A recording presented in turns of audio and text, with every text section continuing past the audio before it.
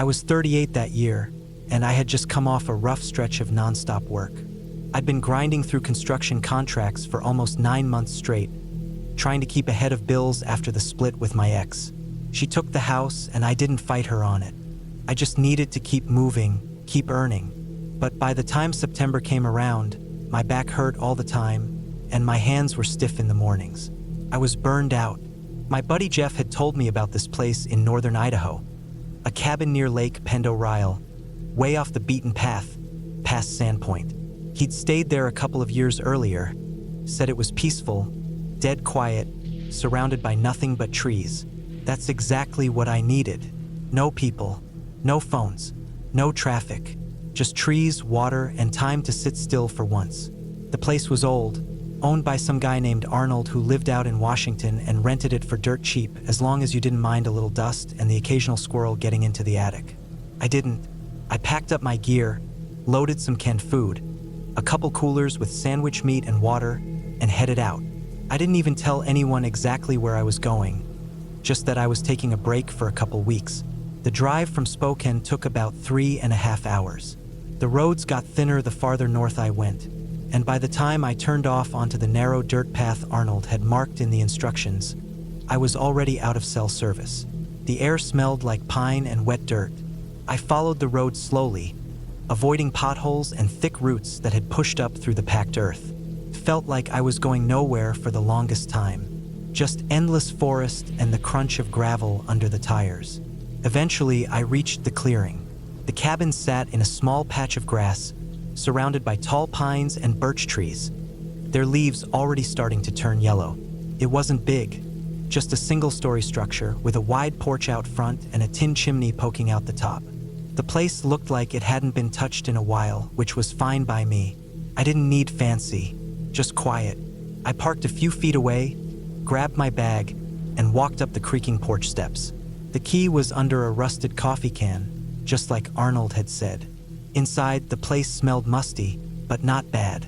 Just that old wood smell you get from places that sit empty too long. There were 2 rooms, a main living area with a small wood stove, a kitchen counter, and a worn couch, and a back room with a bed and a single window looking out into the trees. I spent the first couple hours airing the place out and getting set up. The windows opened, but they were stiff and I had to force a few. There was no electricity, just some oil lamps and a pile of chopped wood stacked next to the stove. I checked the cabinets. A few mice had gotten into them, but otherwise it was clean. I dumped my food into a cooler in the shade outside and unpacked my clothes. That night, I lit the stove and sat on the porch in a camping chair with a flashlight and a book, listening to the wind and the soft creak of the trees around me. It was perfect. The first few days were the best sleep I'd had in years. I woke up to birds instead of trucks or sirens. I spent mornings hiking around the lake, fishing off the rocks, or just lying in the grass doing nothing. My back started to loosen up, and the constant noise in my head began to quiet down. I didn't keep track of the days. I didn't care. Then, around the 5th or 6th night, things started to feel off. I remember waking up suddenly just after midnight. The room was dark except for the soft red glow from the stove in the other room. I didn't know why I woke up at first. There wasn't a sound. No wind. No animals. Just dead silence. That kind of silence you don't get in the city. I lay still, breathing slow, trying to figure out what had disturbed me. It wasn't a nightmare. I hadn't been dreaming. It was like my body knew something I didn't. I got up, grabbed the flashlight, and walked out into the main room. The fire had burned down low. I added a couple logs and checked the front door. It was locked. The windows were all shut. Nothing looked moved, but the feeling didn't go away. It sat in my chest like pressure, like when a storm's about to hit and the air gets heavy. I sat on the couch for a while, trying to shake it off. Eventually, I went back to bed, but it took a long time to fall asleep. The next day, I went farther into the woods than I had before. There was an old logging trail that cut east from the lake, and I followed it a couple miles in. The trees were thicker out there. I didn't see any animals, not even birds, just quiet, and that wasn't normal. At one point, I stopped to tie my boot, and I could swear I heard something snap, like a branch underfoot. maybe 30 or 40 feet into the trees. I stood still, listening, but nothing followed. I chalked it up to nerves and kept walking. When I got back to the cabin late that afternoon, I noticed something odd. The door was unlocked. I knew I had locked it. I always double-checked, especially out here. Nothing was missing inside, but one of the oil lamps was on the floor. Not broken, just lying there sideways. I didn't remember leaving it like that. Again, I tried to tell myself I had made a mistake. Maybe I was tired or distracted. But that old feeling came back, that pressure, that quiet, like the trees were holding their breath. I started sleeping with the hatchet next to the bed after that, just in case. I told myself it was probably just an animal. Maybe a raccoon had figured out the door latch, though that didn't make much sense. I even set up a small string tied to the door handle with a spoon on it, so if anything opened it, I'd hear it fall. 2 nights later, I woke up to the sound of the spoon hitting the floor. I froze. My eyes were wide open before I even knew I was awake. There was no wind, no storm, just the soft clatter of the metal spoon on wood. Then nothing. I didn't move right away. I just lay there, heart pounding so hard I could feel it in my arms. After maybe 30 seconds, I sat up and grabbed the flashlight. I clicked it on and opened the bedroom door slowly. The main room was empty. The door was cracked open about 3 inches. The spoon lay on the floor right where I had expected, but nothing else was touched. The lamp still sat on the table. The fire had burned low again. I stepped outside into the cold, aiming the flashlight into the trees. Nothing, just endless black trunks and darkness. I turned in a slow circle, listening, but all I heard was my own breathing. I shut the door, locked it again, and pushed the couch in front of it. I didn't sleep at all that night. In the morning, I checked for tracks. The dirt outside the porch was packed hard, but I thought I saw something near the edge of the trees. It wasn't clear, just a soft indent like a boot print, but it didn't have enough detail to be sure. I told myself it could have been mine from before, but I wasn't convinced. I didn't go hiking that day. I spent it sitting on the porch, watching the tree line. The following night, it happened again. This time, I didn't hear the spoon fall. I just woke up, same as before, feeling that weight in the air. I walked out, and the door was open again, wider this time, maybe 6 inches. The couch had been nudged slightly, not pushed aside, but moved, just enough to let the door open a crack. The fire had been out for hours. I took the flashlight and stepped outside barefoot, staying on the porch. I didn't go more than 2 steps. I scanned the trees. I was shaking. Every sound felt louder, sharper. I was breathing too fast. Then I saw something, movement, about 20 feet out. Not an animal, not a bear or deer, person. They were standing between 2 trees, barely visible, but there, not moving. No flashlight, no gear, just a dark outline standing still, watching me. I didn't speak. I just backed into the cabin, slammed the door, and locked it. I pushed the couch back in place and dragged the table over too. I didn't sleep. I sat with the hatchet in my lap until the sun came up. As soon as it was light, I packed everything. I shoved my gear into the bag, left the food, didn't care. I didn't even check the back room. I just got out. The drive back felt like a dream. Every bump in the road made me jump. I didn't stop until I hit Sandpoint. I sat in a gas station parking lot for half an hour, just breathing. Then I got coffee and drove the rest of the way back to Spokane. When I got home, I locked every window, every door, and didn't sleep for 2 days. I don't know who it was. I'll never know. And that's the worst part. They didn't steal anything. They didn't try to talk or break in loudly. They just stood there, came into the cabin when I was asleep, watched, listened, maybe more. I told myself I'd report it, but what could I say? I didn't have a name, no photo, no evidence, just a feeling, a sound, a door slowly opening, a shadow in the trees. I never went back. I never will, and I always lock every door now twice.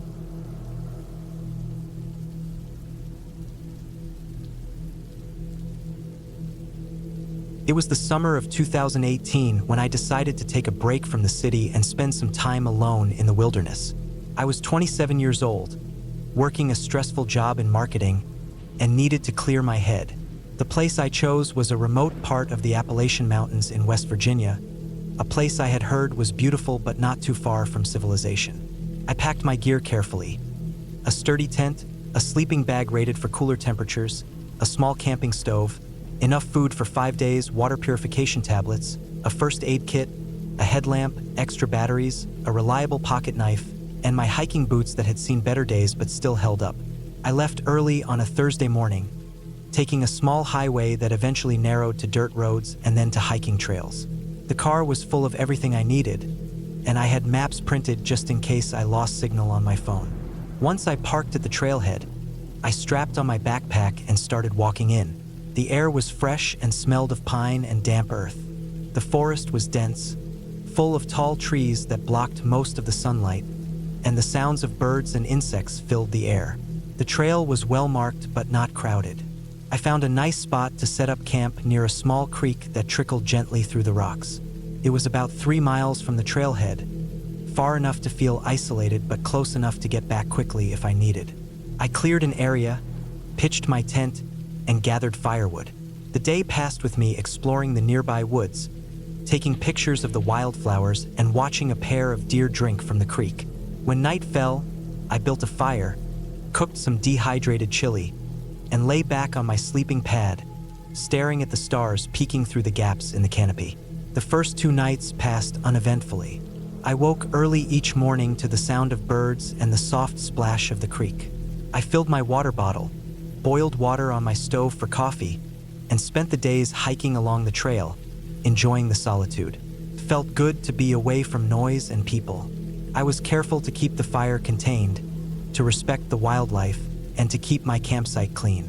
On the 3rd night, something changed. The weather had turned cooler and wetter, with clouds rolling in from the west.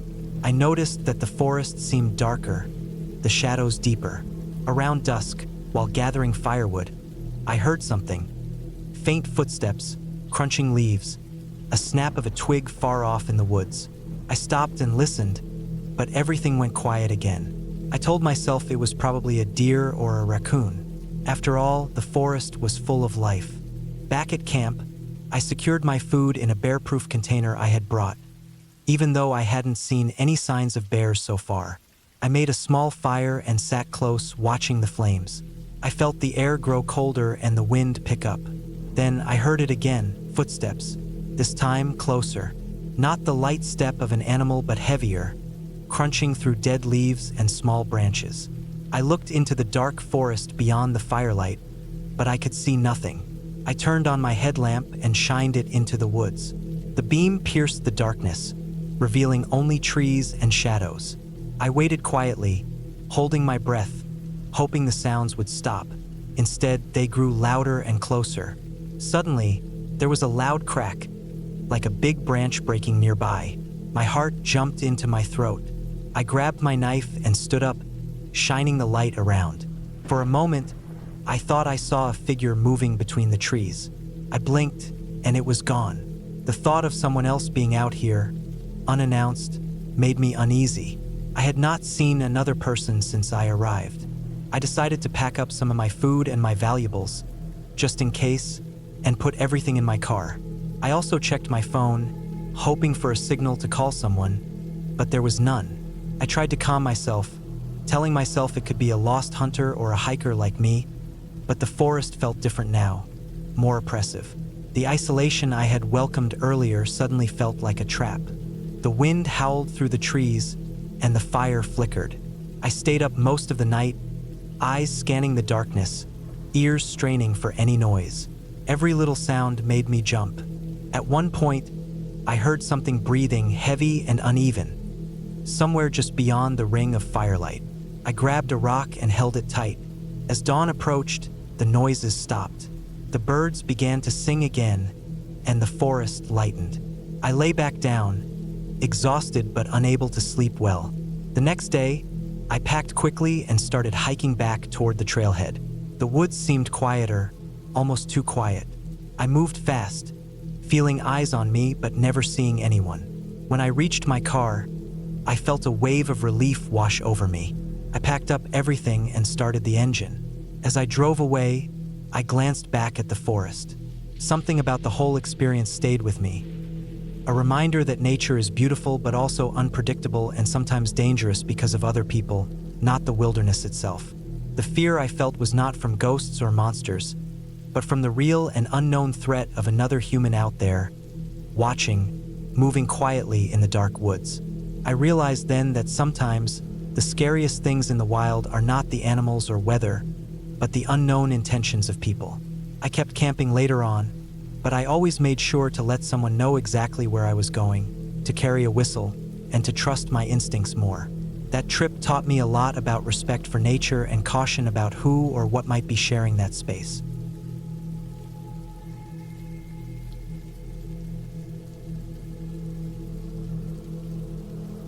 It was mid-September 2017. I was 33 years old at the time and going through one of those phases where everything felt like it was stuck.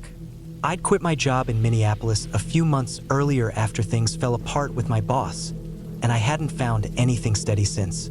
I was bouncing between small freelance gigs, none of which gave me enough of a reason to stay locked in the city. The only good thing going on was that I finally had time to get out and do something I'd always wanted, go on a long solo camping trip. Nothing fancy, just me, a tent, some basic supplies, and a few days of silence away from everything. I decided to head north, away from the noise, into the Superior National Forest. I'd only been up there once, years ago, on a short hike with some friends. This time, I wanted something more remote. I found a small lake on a topographic map, Lake Harlan, which didn't show up on Google Maps unless you zoomed in real close. There weren't any marked campgrounds around it, and the nearest ranger station was over 15 miles away. It sounded perfect. I packed carefully, a 4-person tent, even though I was going solo just for comfort. A good sleeping bag, one of those inflatable sleeping pads, a water filter, a hatchet, a solid survival knife, a pot for boiling water, dehydrated meals, energy bars, bear spray, and a small solar charger for my phone. Not that I expected to have signal out there. I brought a lighter, waterproof matches, and a small fire starter just in case. I even threw in a paperback novel and a small notebook I rarely wrote in. I left early on a Wednesday morning. The drive was long and uneventful, and I spent most of it sipping gas station coffee and watching the trees get taller and thicker the farther north I went. By late afternoon, I reached the trailhead I'd picked out. It wasn't an official parking area, just a small dirt pull-off along a logging road. I locked up the car, made sure everything was strapped down in my pack, and started walking. The hike was about 6 miles through mostly flat terrain. The forest there was deep and quiet, with towering pines and thick underbrush. I had to step over fallen logs and push through brush at times, but I kept a steady pace. I saw a few animal tracks along the way. Deer, some kind of canine, but nothing I hadn't seen before. The further I went, the more alone I felt. Not in a bad way, just aware of the quiet. It was the kind of silence that pressed on your ears a bit, like the woods were holding their breath. I reached the lake just before sunset. It was smaller than I'd expected, but beautiful. The water was still and glassy, reflecting the trees perfectly. There was a small clearing on the north side, about 30 feet from the shore, just big enough for my tent, and a fire ring made of rocks someone else must have built years ago. I could tell no one had used it in a long time. The moss had crept halfway up the stones, and the ground was covered in dry needles. I set up the tent, boiled some water, and ate one of the freeze-dried meals while the sun dipped below the trees. The first night was peaceful. I laid in the tent with the fly half open so I could see the stars. It was colder than I expected, but I had enough layers. I fell asleep listening to the wind moving through the tops of the trees and the occasional plop of a fish jumping in the lake. The second day passed in that kind of quiet haze you only get in the woods. I explored around the lake, found a little stream feeding into it from the south, and filtered water there. I collected dry wood, sharpened the edge of my knife, and spent some time sitting by the fire pit, just thinking. I even scribbled in the notebook for a bit, mostly boring stuff, like how the firewood was damp or how still the lake looked. Around late afternoon, I noticed something a little strange, but I didn't think too much of it. Across the lake, on the far shore, I thought I saw some movement. Not a person, just something large, maybe a deer, maybe a bear. I only caught a glimpse through the trees. Whatever it was, it didn't reappear. That night, things started to feel different. Not dangerous, just off. I had a harder time falling asleep. There were more sounds. Sticks snapping, rustling in the underbrush near the tent. I told myself it was raccoons or squirrels. The bear spray was right next to me just in case. Eventually I drifted off, but I kept waking up every hour or two. On the third day, I felt tired. I stuck close to the camp, only walking down to the water a couple of times to filter more. I noticed a set of tracks near the shoreline that hadn't been there before. Bigger than deer. The shape wasn't right either. I crouched to look closer. They looked like boot prints. Heavy ones, maybe from someone wearing hiking boots, but older and sunken into the moss as if they'd been there longer than a day. I looked around the shoreline but didn't see anyone. I felt a flicker of unease. Not fear exactly, just that sense that you're not as alone as you thought. That night was worse. Around 1 a.m, I woke up to the sound of something moving near the tent. Not a small animal, something heavier. The kind of sound made when someone shifts their weight slowly on dry pine needles. I stayed completely still. The fire had burned out, and the moonlight was too weak to see anything clearly through the mesh. I listened, heart racing, for a long time. Then silence. Not the normal kind, but that heavy, waiting kind again. After what felt like an hour, I fell asleep again, but it was restless and shallow. In the morning, I stepped outside and checked the area. I didn't see any footprints around the tent, but the firewood I'd stacked neatly the evening before had been disturbed. Some pieces were knocked over, one tossed a few feet from the pile. I tried to tell myself an animal had done it, maybe looking for bugs or something. But in my gut, I didn't believe that. I debated leaving that day, packing up and hiking back out. But I told myself I'd stay 4 nights, and I didn't want to back down over some noises. I convinced myself it was nerves, the isolation getting to me, so I stayed. That 4th evening, I decided to keep the fire going late, just for the light. I sat close to it for hours, tossing in small branches and trying not to let my imagination run wild.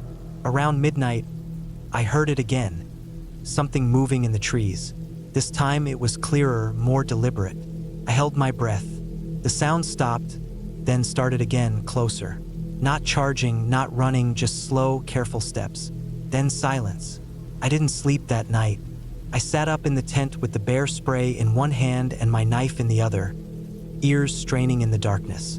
Nothing else happened, but the quiet didn't feel natural anymore. It felt watched, like something out there was waiting for me to sleep again. The first light, I packed everything as fast as I could. I didn't eat. I didn't even filter more water. I just stuffed the gear into my pack, stomped out the last of the fire, and started hiking back toward the car. The trail felt different. The trees seemed to lean closer, the underbrush thicker. I moved fast but tried not to make too much noise. About 2 miles in, I stopped for a minute to adjust my pack. That's when I noticed it. A piece of tree bark near the base of a pine had been stripped off, fresh, with a vertical scrape down the middle, like someone had dragged a blade across it. I looked around and saw another tree about 15 feet away with the same kind of scrape. I didn't wait. I started walking faster, almost jogging at times. Every now and then, I thought I heard something behind me. Twigs snapping, branches moving. I didn't look back. I didn't want to know. It took me less than 2 hours to reach the car. When I finally saw it through the trees, I broke into a full sprint. The car was untouched. I jumped in, locked the doors, started it, and drove for miles before I pulled over to breathe. I never saw anyone. I never saw anything. But I know I wasn't alone out there. Something or someone had been watching, maybe even following me. I'll never know who or what it was. A hunter gone too deep into the woods? Someone living off the grid who didn't want company? Or something worse, someone who liked watching people come out there alone, vulnerable, unaware. I haven't been camping since. I still go on hikes, short ones, in familiar places, but I won't sleep in the woods anymore. Not alone. Not where help is hours away. Whatever peace I was looking for out there, it was buried under something darker. Something quiet and patient that waits in places we think are empty. And I won't go looking for it again.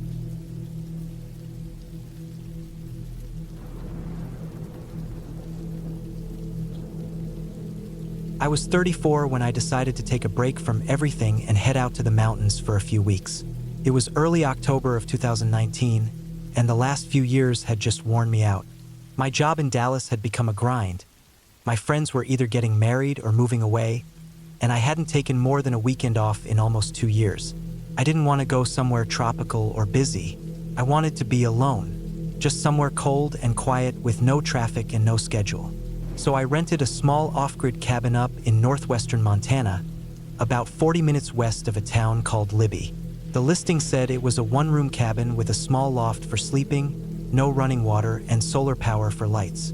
It had a wood stove and a basic propane burner for cooking, and it came with a big stack of chopped firewood. The pictures showed it sitting at the end of a narrow dirt trail, nestled among thick pine trees, with no neighbors in sight. It looked perfect. The owner gave me a simple set of instructions for check-in, told me there was no cell service anywhere nearby, and that I should bring enough food for the entire stay. I packed canned soup, pasta, rice, trail mix, coffee, oatmeal, and about 5 gallons of drinking water. I also packed some basic tools, a hatchet, a flashlight, and a pistol I kept for safety when hiking alone. I didn't expect to need it, but I figured better safe than sorry. The drive up from Dallas took 2 days.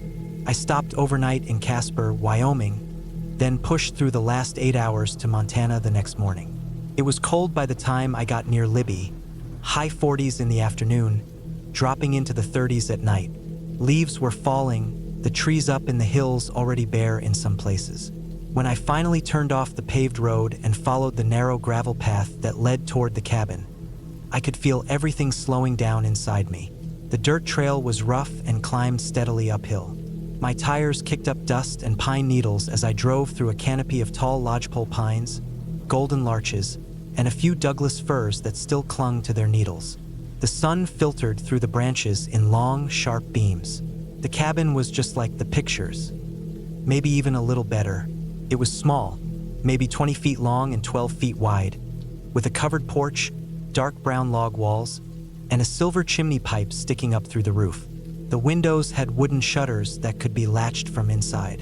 The door was solid and heavy, and the padlock opened with the combination the owner had given me. Inside, the cabin smelled like old pine, smoke, and a hint of kerosene. There was a cot-style bed up in the loft, a table and 2 chairs downstairs, some open shelving, and a compact little kitchen area. I unpacked my gear, set up my sleeping bag upstairs, and lit a fire in the stove to chase out the cold. By the time the sun went down, it was warm and quiet inside, with the sound of wind in the trees the only thing I could hear outside. For the first 2 days, it was exactly what I needed. I chopped more firewood, hiked a little on the nearby trails, cooked simple meals, and read a book by the light of a solar lantern. I kept my phone off, even though it wouldn't have worked anyway. I slept deeply each night, the kind of sleep I hadn't had in years. There was no traffic, no emails, no background noise, just silence and the occasional rustle of wildlife outside. It was on the 3rd night that things started to feel off. Nothing big at first, just a small sound, barely noticeable. I was lying upstairs in the loft, half asleep, when I thought I heard a crunch outside.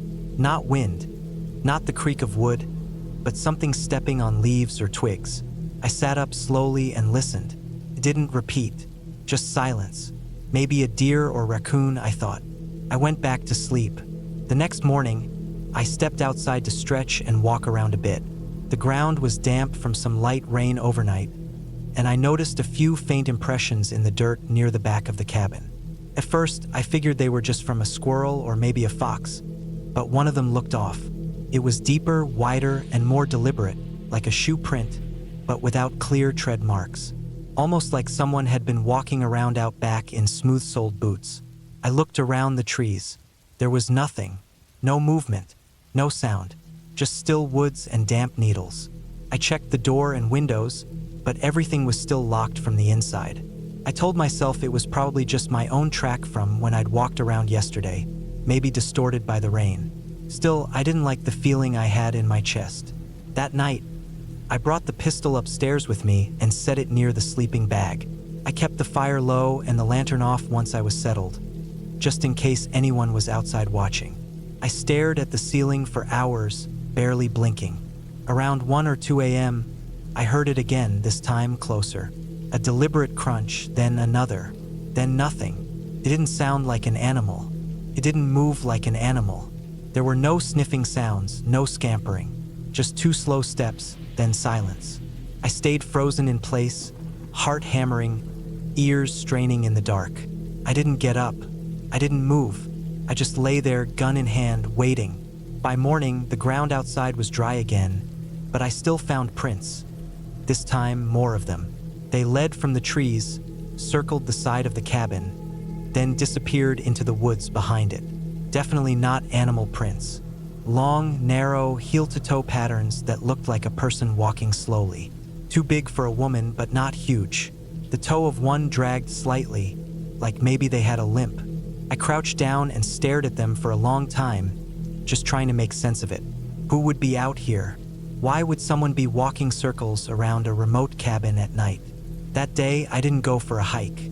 I stayed close. I kept the pistol on my hip and gathered some large branches to lean against the windows from the inside. Not for protection exactly, but just so I'd hear if something pushed against them.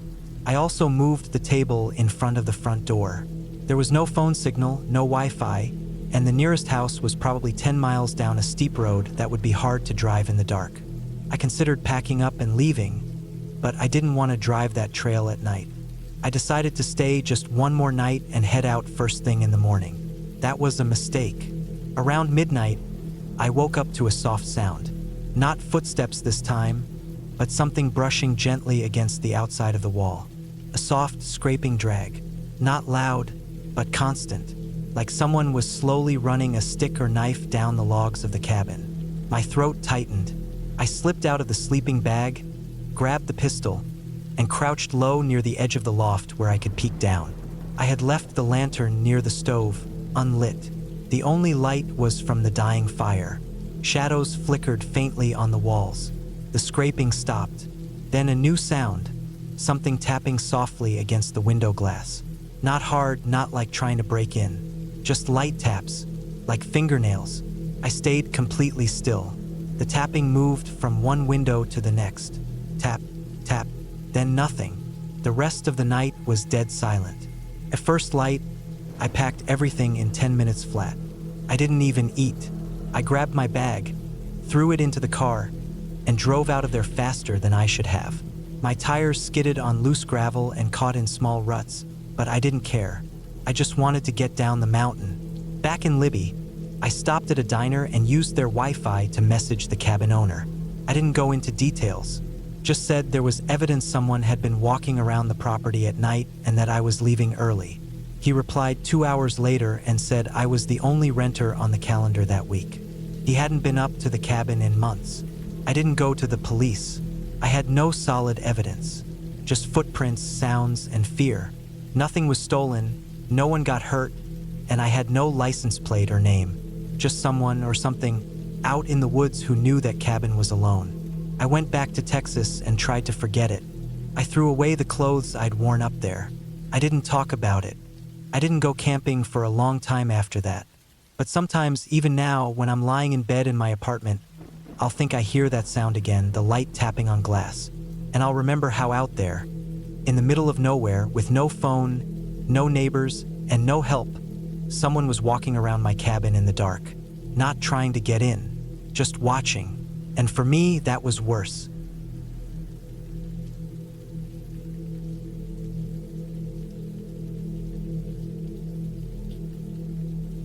I was 34 the year I decided to take a solo trip up to a remote cabin near Iron River, Michigan. It was the summer of 2017, and I had just finished a long stretch of project work for a landscaping company I co-owned with a buddy from college.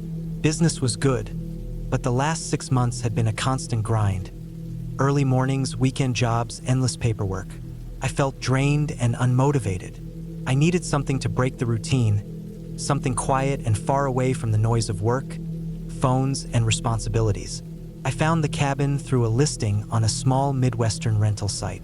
It was owned by a retired couple who had moved to Florida and were barely using it anymore. It sat on about 25 acres of forest, with a gravel road leading a few miles in from the main highway. It had no internet, no TV, and no cell service. Just a generator, a wood stove, a propane tank, and a small dock that jutted out onto a quiet lake. No neighbors, no traffic, no sounds except whatever the woods decided to offer. That was exactly what I wanted. I left on a Wednesday morning, packed my truck with 5 days worth of food, clothes, firewood, and some tools just in case something broke. It was an 8-hour drive from where I lived in southern Wisconsin. I rolled in just after 6 p.m., with the sun still hanging in the sky and the smell of pine heavy in the air. The gravel driveway curved up and around a small hill before leveling out in front of the cabin. It was a simple A-frame with dark brown siding and a green tin roof. A small porch looked out over the lake. There was a detached shed nearby, with a couple of old canoes leaned up against it and a stack of firewood under a tarp. I got the generator going, unpacked what I needed, and spent the first evening just settling in. I cooked a simple meal on the propane stove, sat on the porch, and watched the water. The lake was dead calm, glassy, and still. Somewhere across the water, a loon called out. That night, I fell asleep hard and fast in the little bedroom tucked up in the loft, the window open to the warm summer air. The second day was quiet, just like I wanted. I walked the trails that looped around the cabin's property, following deer paths and old logging roads. I saw fresh tracks, deer, raccoon, maybe a coyote, but nothing else. No people, no movement. I didn't even see a plane overhead. It was like the world outside had gone quiet. I cooked eggs and bacon in the morning, sandwiches for lunch, and pasta in the evening. I read a paperback I had brought, wrote in a small journal I kept, and watched the water again as the sun went down. Still no ripples, no boats, just silence. It was on the third day that I noticed something a little off. I was out early, just after breakfast.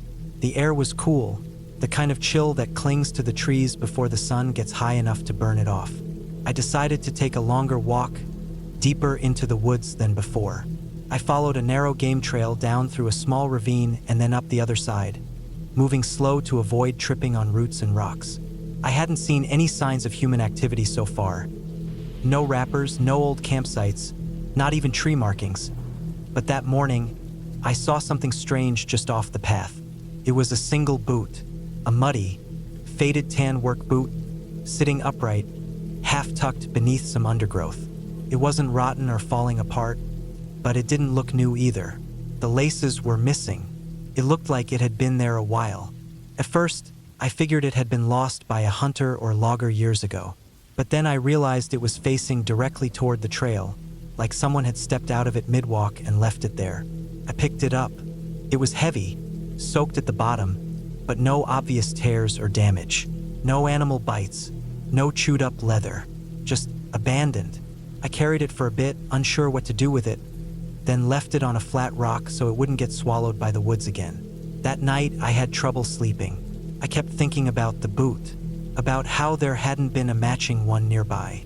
No bones, no scraps of clothing, just that one, left in a place that didn't feel right.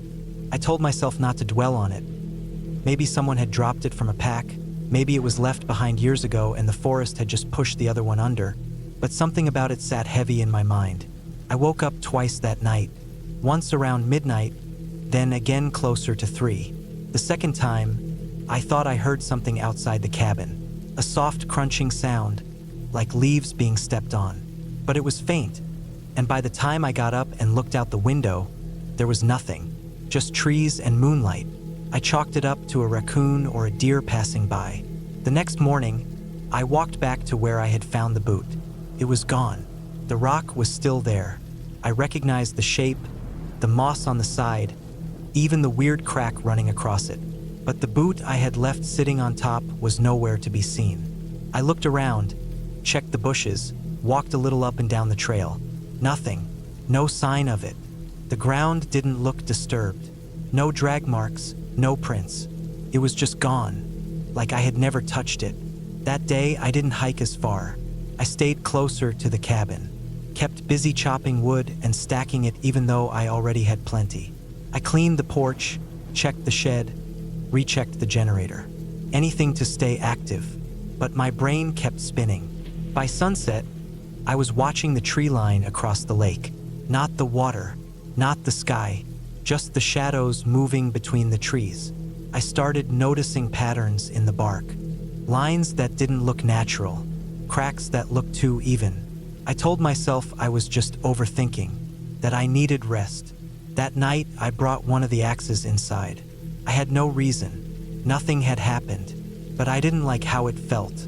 The silence had turned from peaceful to heavy, like the air was watching me, like I wasn't as alone as I thought. I locked the door, even though the nearest person was probably miles away. I didn't sleep much.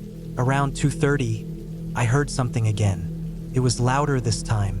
Footsteps, clearly, slow, deliberate, crunching through the dry leaves just beyond the front porch. Then a pause, then another step, then nothing. I didn't move. I just sat up in bed, heart racing, barely breathing. I kept my eyes on the dark loft window. It was still open from earlier in the day, and I wondered if anything could climb up the roof and reach it. The generator had gone off hours ago, so the only light was from the moon. I didn't hear anything else that night. When morning finally came, I forced myself to go outside. I checked the ground around the porch. There were no clear prints, just soft indentations that could have been from anything.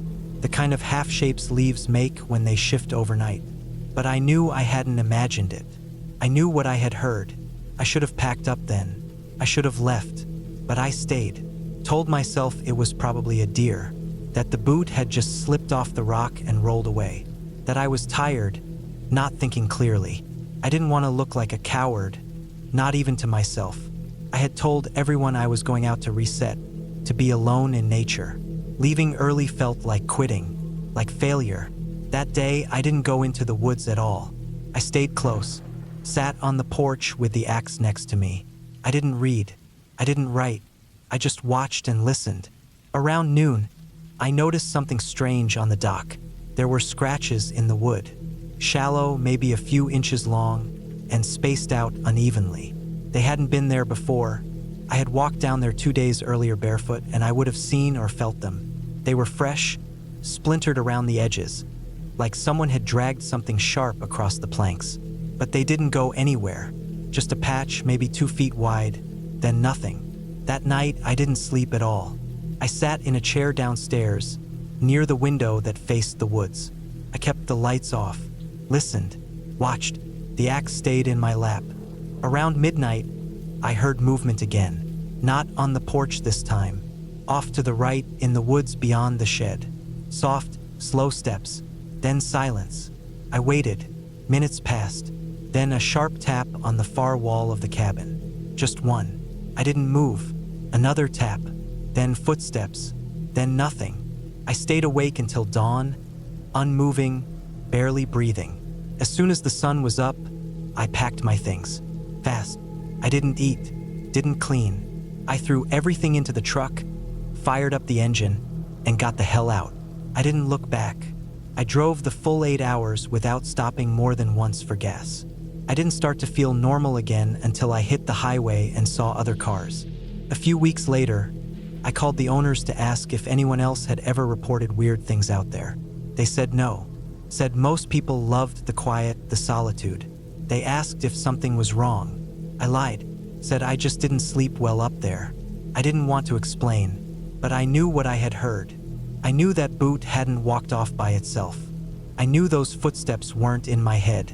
Something or someone was out there. Not a ghost. Not some storybook monster. Just something real. Flesh and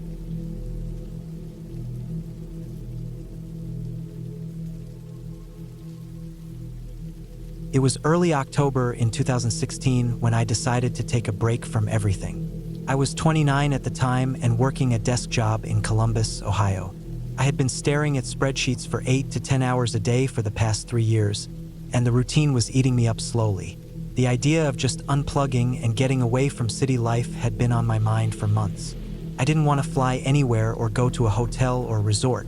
I wanted real quiet, the kind that feels heavy in the air. I looked into rentals and eventually found a small off-grid cabin for rent in northern Michigan, near a place called Grayling, about a 5-hour drive from where I lived. The cabin sat at the edge of a forest with no neighbors for miles, powered by a solar battery setup and heated by an old wood stove. There was no cell service or internet. That was exactly what I wanted. I booked the place for 10 days. The guy who owned it sent me a long email with directions and a few warnings.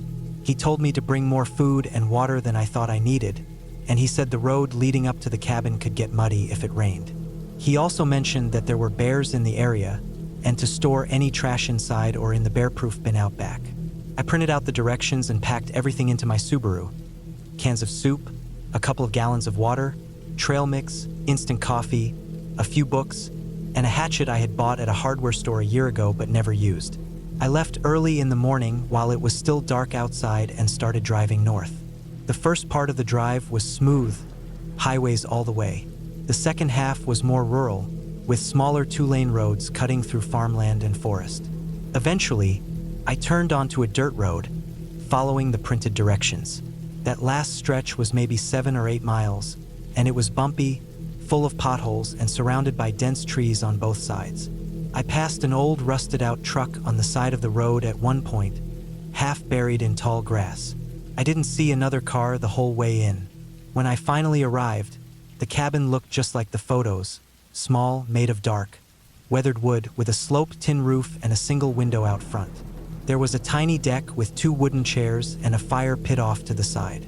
Behind the cabin, the forest stretched out into nothing. I parked next to the cabin and got out. The air smelled like pine and wet leaves. Everything was quiet except for a few birds and the crunch of my boots on the gravel. I unlocked the door and stepped inside. The interior was simple. One room with a bed, a little table and chair, a shelf with a few books and board games, and a wood stove in the corner. There was a battery-powered lantern on the table and a small kitchen area with a propane stove, a sink that worked with a hand pump, and a metal basin to catch water. I spent the first hour bringing in supplies from the car, unpacking, and getting settled. That first day was calm. I spent most of it walking around the clearing behind the cabin and exploring the edge of the forest. I didn't go in too deep. The trees were close together, and the ground was uneven with roots and rocks. I came back before the sun started going down. I heated up a can of soup on the stove, sat out on the deck while I ate, and then read by lantern light until I felt sleepy. I went to bed early, maybe around 9. The mattress was firmer than I liked, but I was tired enough that it didn't matter. The next few days followed a pattern. I would wake up early with the light coming in through the window, eat something simple like granola or instant oatmeal, and then either hike around the area or sit outside with a book. I didn't see any people, no hikers or hunters. I saw deer tracks a few times and heard what might have been coyotes far off one night, but that was it. It was peaceful. I felt like my brain was finally slowing down for the first time in years. On the 5th day, things started to feel a little off. It rained the night before, hard enough to drum against the roof and wake me up a few times. In the morning, the clearing was soaked, and the path into the woods looked darker than usual. I noticed footprints in the mud near the edge of the trees. At first, I thought they were mine from the day before, but they were deeper than mine and spaced differently. These weren't boot prints like mine either. They looked like regular sneakers. I crouched down and looked closely. It wasn't just one pair. There were at least 2 different sets. I followed them for a bit, maybe 20 yards into the trees, until they veered off and disappeared into thicker brush. That was far enough for me. I turned back and returned to the cabin. That day, I kept checking outside through the window without meaning to. I was trying to tell myself it was nothing, that maybe some hunters or hikers had come through. But the way the tracks circled around the edge of the clearing made me uncomfortable. They hadn't gone straight past the cabin like someone just passing through. They had walked a loop around it like they were checking it out. That night, I didn't sleep as well. I kept waking up and listening for sounds. Around 2 or 3 in the morning, I thought I heard something outside. Maybe footsteps, maybe just a branch falling. I couldn't be sure. I stayed in bed, under the covers, my ears straining for any noise. Nothing else happened, and I eventually dozed off again. In the morning, I checked the area around the cabin. There were new footprints, fresh ones in the mud near the back corner of the building, close to where the firewood pile was. They hadn't been there the day before. I walked around the cabin slowly, checking every side. Nothing else looked disturbed. The trash bin out back was still closed. The firewood wasn't touched. The door was locked just as I had left it. Still, I felt something in my chest that wouldn't go away. A sort of tightness, like I couldn't breathe all the way in. I stayed close to the cabin the whole day, only going out to chop some more wood and collect water from the rain barrel. I didn't go into the woods again. That night was worse. I heard movement around midnight. Not just a single sound, but multiple. Crunching leaves. A dull thud like someone tripping or bumping into something. Then it stopped. Then started again. I got out of bed quietly and stood by the window, careful not to knock over the lantern. Couldn't see much. The moonlight was faint, and the forest cast long shadows across the clearing. But I thought I saw a shape near the edge of the trees. It wasn't an animal. It stood upright. I didn't move for a long time. I just stood there, barely breathing. Eventually, the shape stepped back into the trees and was gone. I didn't sleep after that. In the morning, I decided to leave early. I still had 3 days left, but I didn't care anymore. I packed everything back into the car as fast as I could and took one last walk around the cabin. That's when I noticed the woodpile had been moved. Some of the logs were shifted, and one of the larger pieces was split like someone had taken the hatchet to it. I hadn't done that. I checked inside, and the hatchet was there, in the same spot I had left it near the door, but it was dirty. Bits of bark stuck to the edge. The worst part was the small, square piece of cloth I found nailed to the back wall of the cabin, just under the roofline. It hadn't been there before. It looked like the corner of a t-shirt or rag, and someone had drawn a crude smiley face on it in marker. That's when I realized I wasn't imagining any of this. Someone had been watching me. Someone had come close enough to the cabin to leave things behind. I got in the car and started driving. The dirt road was even worse after all the rain, and I nearly got stuck twice, but I didn't stop. I kept checking the rearview mirror every few seconds. I didn't see anyone, but I still felt like I was being followed until I hit pavement again. I didn't report anything. I didn't call the owner. I just drove straight home. When I got back, I left all the gear in the car and went straight to my apartment. I didn't sleep well for weeks. Every time I closed my eyes, I saw that cloth nailed to the cabin wall or the figure at the edge of the trees. A few months later, I got curious and looked up the area. I found an article from the previous year about a man who had been found living off-grid in the woods near Grayling. He had broken into seasonal cabins for food and supplies. They said he was arrested after someone found signs of forced entry and called the police. He was never violent, but he had a long record of trespassing and squatting in remote homes. That didn't make me feel any better. If anything, it confirmed that people like that were out there, and one of them had found me alone in that cabin. I haven't gone camping since. I still get the urge to go back into the woods sometimes, but then I think about those footprints, the smiley face, and the sound of someone moving outside while I tried to sleep. Maybe someday I'll go back, but not alone. Never alone again.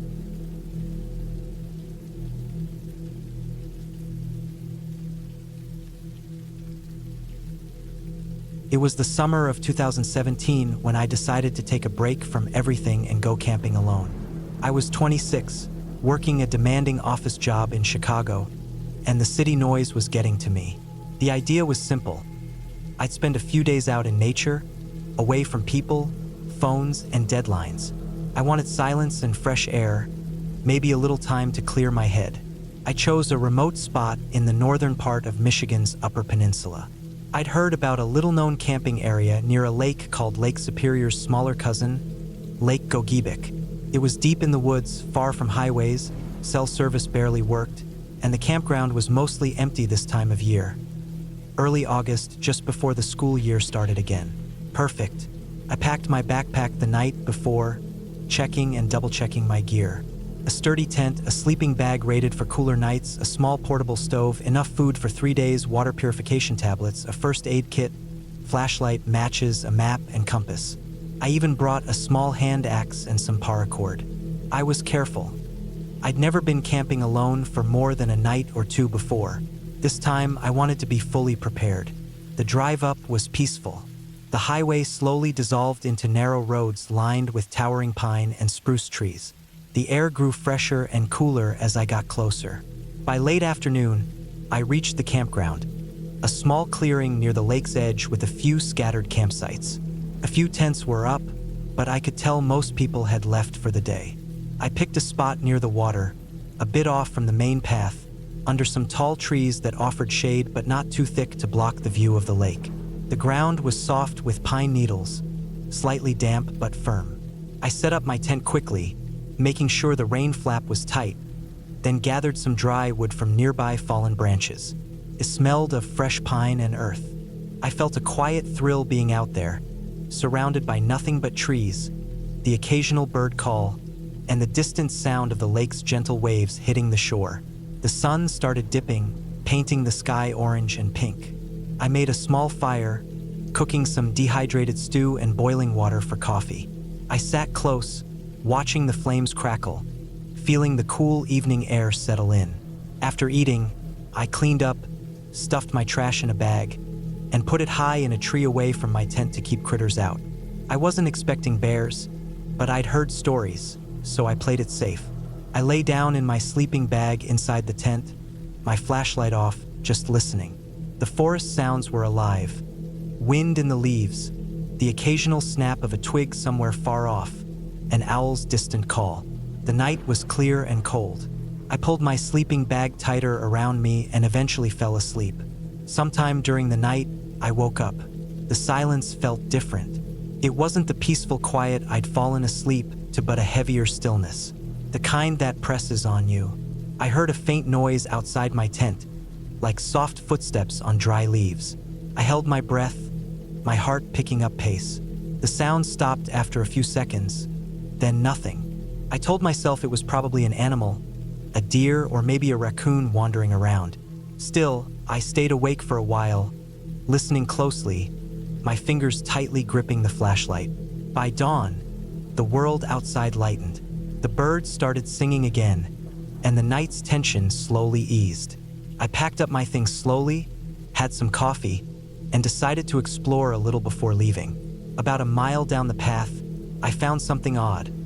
A small pile of broken branches and leaves, crushed and scattered, like someone or something had been there recently. The ground was soft from last night's rain, and I could see clear footprints pressed in the dirt. They weren't animal tracks. They looked human. That made my stomach twist. I looked around carefully, the trees thick on either side. No one was in sight. I checked my phone. No signal. No way to call anyone or check maps online. I pulled out my compass and tried to orient myself. The footprints headed back toward the lake, toward my campsite. A cold feeling spread through me. I hurried back, scanning the forest. As I neared the campsite, I saw the fire pit was disturbed. The stones were scattered, some ashes thrown around. My backpack was still there, but the small bag of food I'd hung in the tree was missing. My heart was pounding. I grabbed my things and packed up fast. The sun was higher now, but the forest felt different, heavy and watchful. I wanted to leave immediately, but realized my car was parked almost 2 miles away at the entrance. I could walk back through the woods, but I had to go through the same path where I'd seen the footprints. I started walking quickly, eyes darting around, ears straining for any sound. The forest was alive with birds and insects, but I couldn't shake the feeling that someone was watching. About halfway through, I heard the crunch of footsteps behind me. Not running, just slow, deliberate. I stopped. The footsteps stopped too. I waited, heart pounding so loud it seemed to echo in my ears. I tried to calm myself. Maybe it was another camper or someone hiking. Maybe I was overreacting. I turned slowly, flashlight in hand, shining it between the trees.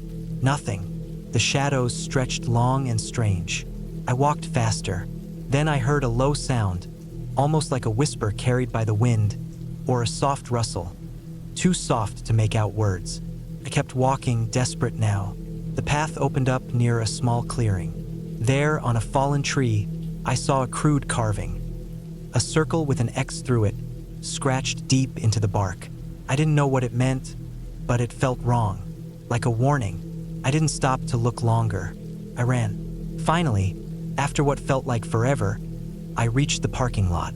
My car was still there, doors locked. I didn't even check inside.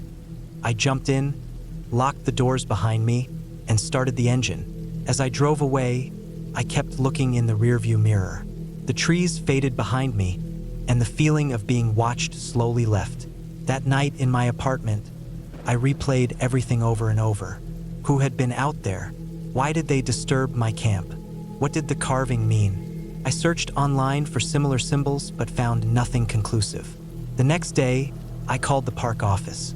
They told me the area was mostly quiet, but sometimes hikers reported strange encounters.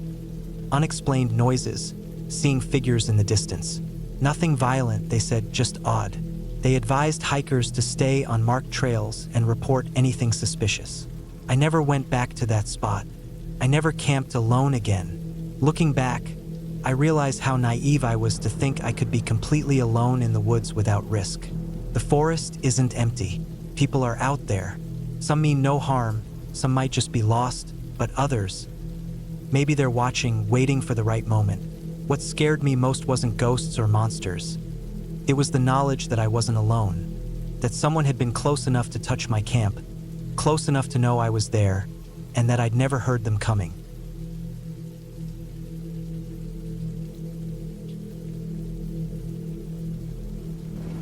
It was the summer of 2018 when I decided to take a break from the city and spend a week camping alone in the remote woods of northern Michigan. I was 27, and the stress from my job in the city had been piling up for months. The constant noise, the endless emails, and the crowded subway rides made me feel trapped, suffocated even. So, I packed up my gear: a sturdy tent, sleeping bag, cooking stove, plenty of water, and some canned food, and set out for a small forest called the Pine Ridge Preserve, a place known for its dense trees, quiet trails, and little foot traffic. I arrived just before sunset on a Friday. The forest was still warm from the day, but the air was cool and sharp with the smell of pine and earth. I chose a spot near a slow-moving creek, the ground flat and clear of thick brush. I pitched my tent carefully, making sure the stakes were deep and the rainfly was tight. As I worked, I noticed the sounds of birds and the rustle of small animals in the bushes nearby. The forest felt alive but calm, the kind of place where the modern world fell away. After setting up camp, I gathered some dry wood for a fire. The stack wasn't large, but enough for a few hours of warmth and light. I was alone, and part of me liked that. The quiet, the isolation, the feeling of being completely disconnected. I started the fire with some matches and kindling I had brought, watching the flames flicker and grow, throwing shadows on the tall trees. That night, I lay on my sleeping pad inside the tent, listening to the creek's gentle burble mixed with the occasional hoot of an owl. I felt peaceful, a rare thing for me. But things changed the next day. I had planned to hike a trail that looped around the ridge, about 7 miles long, and take photos of the wildflowers and landscape. The trailhead was about 2 miles from my camp. I packed my day bag with water, some snacks, my camera, and a map I had printed out. The weather was clear, the sky a bright blue, and the forest canopy filtered the sunlight into a warm green glow. As I walked, the trail was easy at first, soft dirt underfoot, with pine needles and scattered stones. I saw a few deer tracks in the mud and heard woodpeckers tapping nearby. The trail wound deeper into the forest, and after about an hour, I came to a small clearing. The sun hit the clearing fully, and I stopped to rest and drink some water. The silence here was profound. No planes, no cars, just the forest breathing around me. I checked my map. According to it, I was halfway through the loop, about 3.5 miles from my camp. I felt confident and decided to keep going. But then, after a few minutes of walking again, I noticed something strange. The trail began to feel less maintained. Branches blocked parts of the path, and the dirt looked more disturbed, as if animals or people had walked off it recently. I looked closer and saw faint footprints in the mud that weren't mine. They were bigger than mine and heavier. I couldn't tell exactly what made them, but they weren't deer or any normal forest creature. The prints were spaced like a human's but deeper and wider. I shrugged it off, telling myself it might be from a hunter or a park ranger, and kept moving. An hour later, the trail became even less clear, and the sun was starting to lower in the sky. I realized I might have missed a fork. The forest here was denser, with trees close together and thick underbrush. I pulled out the map again, but the details were hard to read in the dim light. I decided to take a break and figure out where I was. That's when I noticed a noise behind me, a sharp snap of a twig. I froze and listened. The forest was quiet again, but that crack had been distinct, close. My heart sped up. I turned slowly, scanning the trees but saw nothing. I told myself it was probably a squirrel or a bird, but the uneasy feeling stayed. I packed my bag and started walking faster back toward what I thought was the direction of the trailhead. The sun was almost down by the time I reached a rocky outcrop overlooking the creek near my camp. I paused and looked down. Everything looked unfamiliar. The creek curved differently, and I realized I must have taken a wrong turn somewhere. I was lost. Panic began to rise in my chest.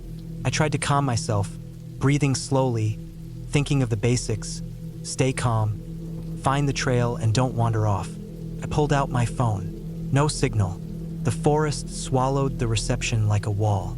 I knew I couldn't stay here all night, so I decided to try and find my way back by following the creek downstream, hoping it would lead to the camp or a road. I walked along the water's edge, the ground slippery and uneven. The shadows were growing longer, and the forest darkened quickly. Suddenly, I heard another twig snap, this time behind me and much closer. I stopped dead. My eyes darted, trying to pierce the dimming forest. I thought I caught a glimpse of movement, a figure maybe, but it disappeared behind a tree. My heart pounded harder. I tried to tell myself it was an animal, a deer or maybe a raccoon, but the way it moved was deliberate, not like any animal I had seen. I picked up my pace, the dry leaves crunching loudly under my boots. The night was coming fast. The forest was no longer welcoming but ominous. I realized I hadn't brought my flashlight on the hike, a stupid oversight I cursed myself for. I wished I had stayed at camp. The creek curved sharply, and I saw the first sign of a trail, faint tire tracks and a broken branch that looked like someone had passed recently. I followed it, hoping it would lead somewhere. The tire tracks led me to an old logging road. The gravel was rough, and the forest on both sides was thick and dark. Relief washed over me. I was no longer completely lost. I walked along the logging road for what felt like miles. The moon was rising, casting pale light through the trees, but I still felt watched. Then I saw a campfire glow through the trees ahead. I moved closer but stayed hidden behind a bush. The fire was small, and beside it were some empty cans and a sleeping bag. The place looked recently used but abandoned. That's when I heard voices, low and muffled, hard to make out from this distance. I stayed back, not wanting to reveal myself. Suddenly, a figure stepped into the firelight.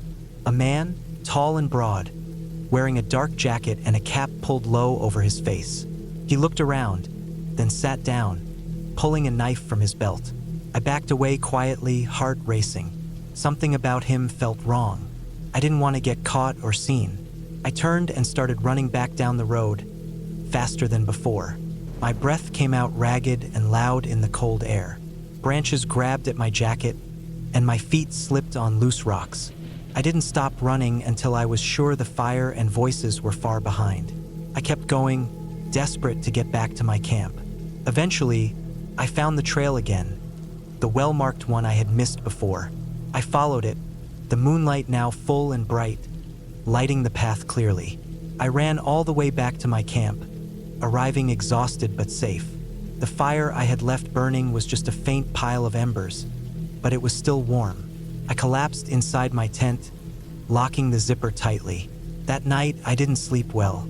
Every noise outside made me jump, but I stayed put until morning. In the daylight, I packed up my things quickly, not wanting to spend another night there. On the hike back to the car, I kept looking over my shoulder. I never saw the man again. I told myself it was luck and quick thinking that kept me safe. The woods can be beautiful but also dangerous when you least expect it. I learned that being prepared means more than just bringing gear. It means knowing your limits and respecting the unknown. That trip changed how I see the wilderness, not as an escape, but as a place that demands respect and caution.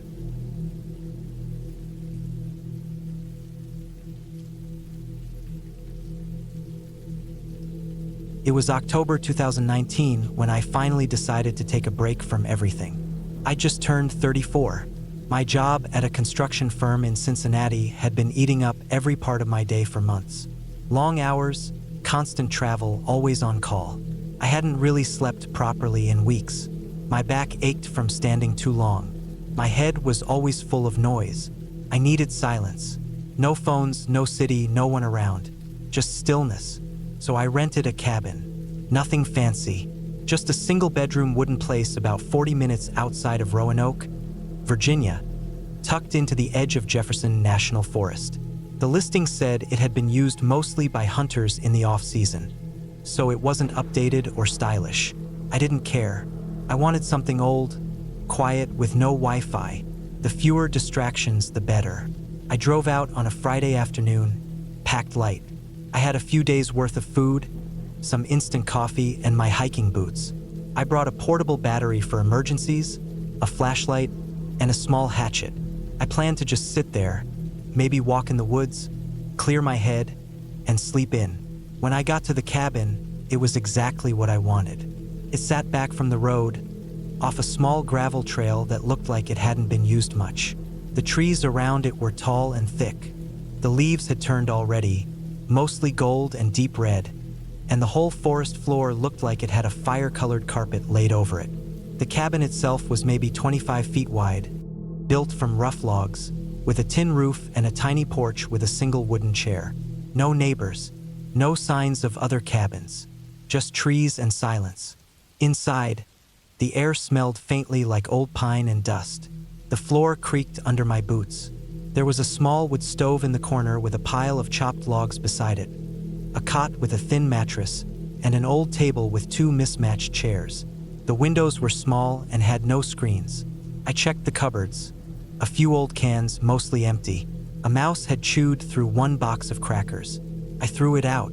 There was no running water, only a hand pump out back. The outhouse was about 20 feet into the trees, leaning a little but solid. I settled in quickly. I didn't plan to do much anyway. That first night, I just unpacked, made a fire in the stove, and ate some crackers and canned chili. I remember how quiet it was. Not just the absence of noise, but a kind of stillness that made you notice things you usually ignore, like the sound of the wind brushing against dry leaves, or a branch cracking somewhere far off. It wasn't creepy, not yet. It was peaceful. I sat outside for a while after dark, just staring up through the branches at the stars. It was the next morning that I noticed something odd. I woke up at around 7. I'd left the stove burning low through the night, just to keep the chill off. I stepped outside to use the outhouse and take a piss, and I noticed prints in the dirt. They weren't mine. I'd worn boots with a deep tread. These were flat, shallow prints, like sneakers or soft-soled shoes, and they weren't fresh, maybe made the evening before or earlier that morning. But they were there. I could see the shape of the heel, even a faint toe line in the soft dirt by the porch.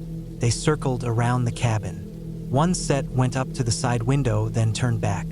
Another set came up from the woods behind the outhouse. I stood there for a while, just staring at the ground. There wasn't any sign of dragging or damage, and the door was still locked from the inside. I told myself it was probably nothing. Could have been an old trail.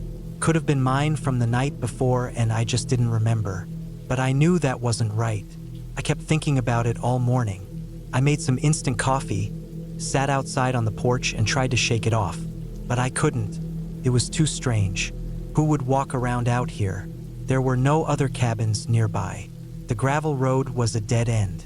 I decided to walk the perimeter just to see. I grabbed my flashlight and hatchet, mostly for comfort, and went about 100 feet into the woods in each direction. I didn't see any fresh campsites, no trash, no signs of anyone, just trees. By mid-afternoon, I was back at the cabin. I closed the shutters on the side windows and made sure the door was locked. I checked it twice. That night, I kept the fire going a little higher than before. I sat in bed with my flashlight close by, listening. The wind picked up around 10. The leaves scraped against the window panes, and I thought I heard something walking outside around 11, but it might have just been a raccoon. At one point, just before midnight, I got up and looked through the window. I didn't see anything. Just the edge of the woods, dark and silent. I tried to sleep, but only drifted off sometime after one. When I woke up, the first thing I did was go outside and check the ground. There were more prints. These were fresher. The tread was clearer, more defined. They were closer to the front door now, and one set had gone around the side to the back window again. Something about the way the prints moved made my stomach turn. It wasn't just someone passing through. It looked like someone was checking the place out, circling it, watching. I didn't eat breakfast. I felt sick. I thought about leaving, packing up and driving back to Cincinnati. But I felt like if I left now, without knowing who had been out there, it would stay in my head forever. I needed to be sure, so I made a plan. That afternoon, I cleared out a spot in the firewood pile near the porch and tucked my phone, with the flashlight camera on, behind one of the logs, facing the cabin. I angled it low, pointing toward the path that led from the woods to the side window. I pressed record and left it running. I had the battery pack hooked up so it would last at least 12 hours. Then I waited. I didn't light the stove that night. I didn't want to draw attention. I stayed quiet in the dark, crouched behind the edge of the cot with my flashlight off. I left the window cracked just enough to hear better. Hours passed. It was almost 2 a.m. when I heard it. Footsteps. Slow, deliberate ones. Not an animal. Not the wind. The sound of soft shoes pressing down on dry leaves and loose dirt. They came from the trees, then moved to the porch. I held my breath. The floorboard creaked. One loud pop. Then silence. I didn't move. I didn't dare. My hand was around the handle of the hatchet, but my fingers were wet with sweat. I was waiting for a knock, a bang, something, but nothing happened. After what felt like an hour, the sound moved again. The steps circled the cabin. I could hear them brushing against the wall just outside. Then nothing. I stayed still until morning. As soon as the light came through the cracks in the shutter, I stood and grabbed my phone from the pile. My hand shook as I stopped the recording. I watched the footage. At exactly 1:56 a.m., a figure stepped into frame. Male, maybe late 30s, tall, wearing a dark hoodie and jeans. He didn't look toward the camera. He walked up to the porch, paused, and leaned against the post like he was listening. Then he walked slowly around the side of the cabin, out of view. He didn't knock. He didn't speak, just stood there, then left. I packed my things right then. I stuffed everything into the duffel, didn't even fold the blanket. I just threw it in. I didn't eat, didn't shower. I left the cabin exactly as it was and got in my car. As I pulled onto the gravel road, I looked back once. Nothing behind me, but that didn't matter. I drove back to the main road and didn't stop until I hit the first gas station 2 towns away. There, I sat in the lot and played the video again. The part that hit me hardest wasn't the man standing there. It was that, earlier in the video, around 11:13 p.m., I saw a faint flicker of light in the background, between the trees, like a flashlight moving deeper into the woods, which meant the guy I saw wasn't alone. Someone else had been there too, watching from farther away. I went to the local sheriff's office. I showed them the footage. They took my statement, but I could tell they weren't surprised. The deputy said sometimes squatters or vagrants pass through those woods. Sometimes, people use the forest for things they don't want others to see. They sent someone to check the cabin out later that day. I never heard if they found anything. I never went back. I didn't sleep properly for weeks after that. I kept thinking about how long they might have been watching. Whether they'd been there the first night too, standing just out of view, watching through the window, and the way he walked up to the porch like he already knew I was inside. Now, years later, I still remember the way the dirt looked that second morning. The prints all facing the windows, all facing me. I thought I was going to that cabin to get away from people, but people were exactly what I should have been afraid of.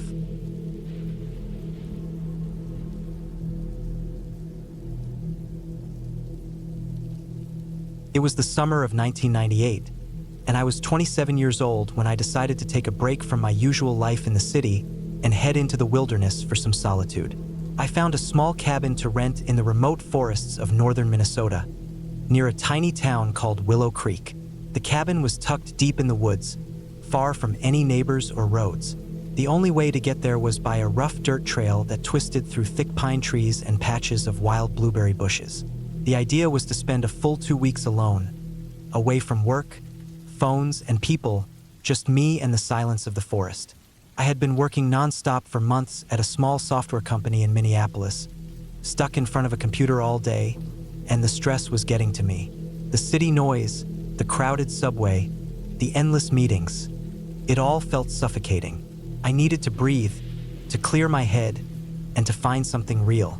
I wanted to be away from everything for a while, just living simply, cooking over a fire, reading and hiking.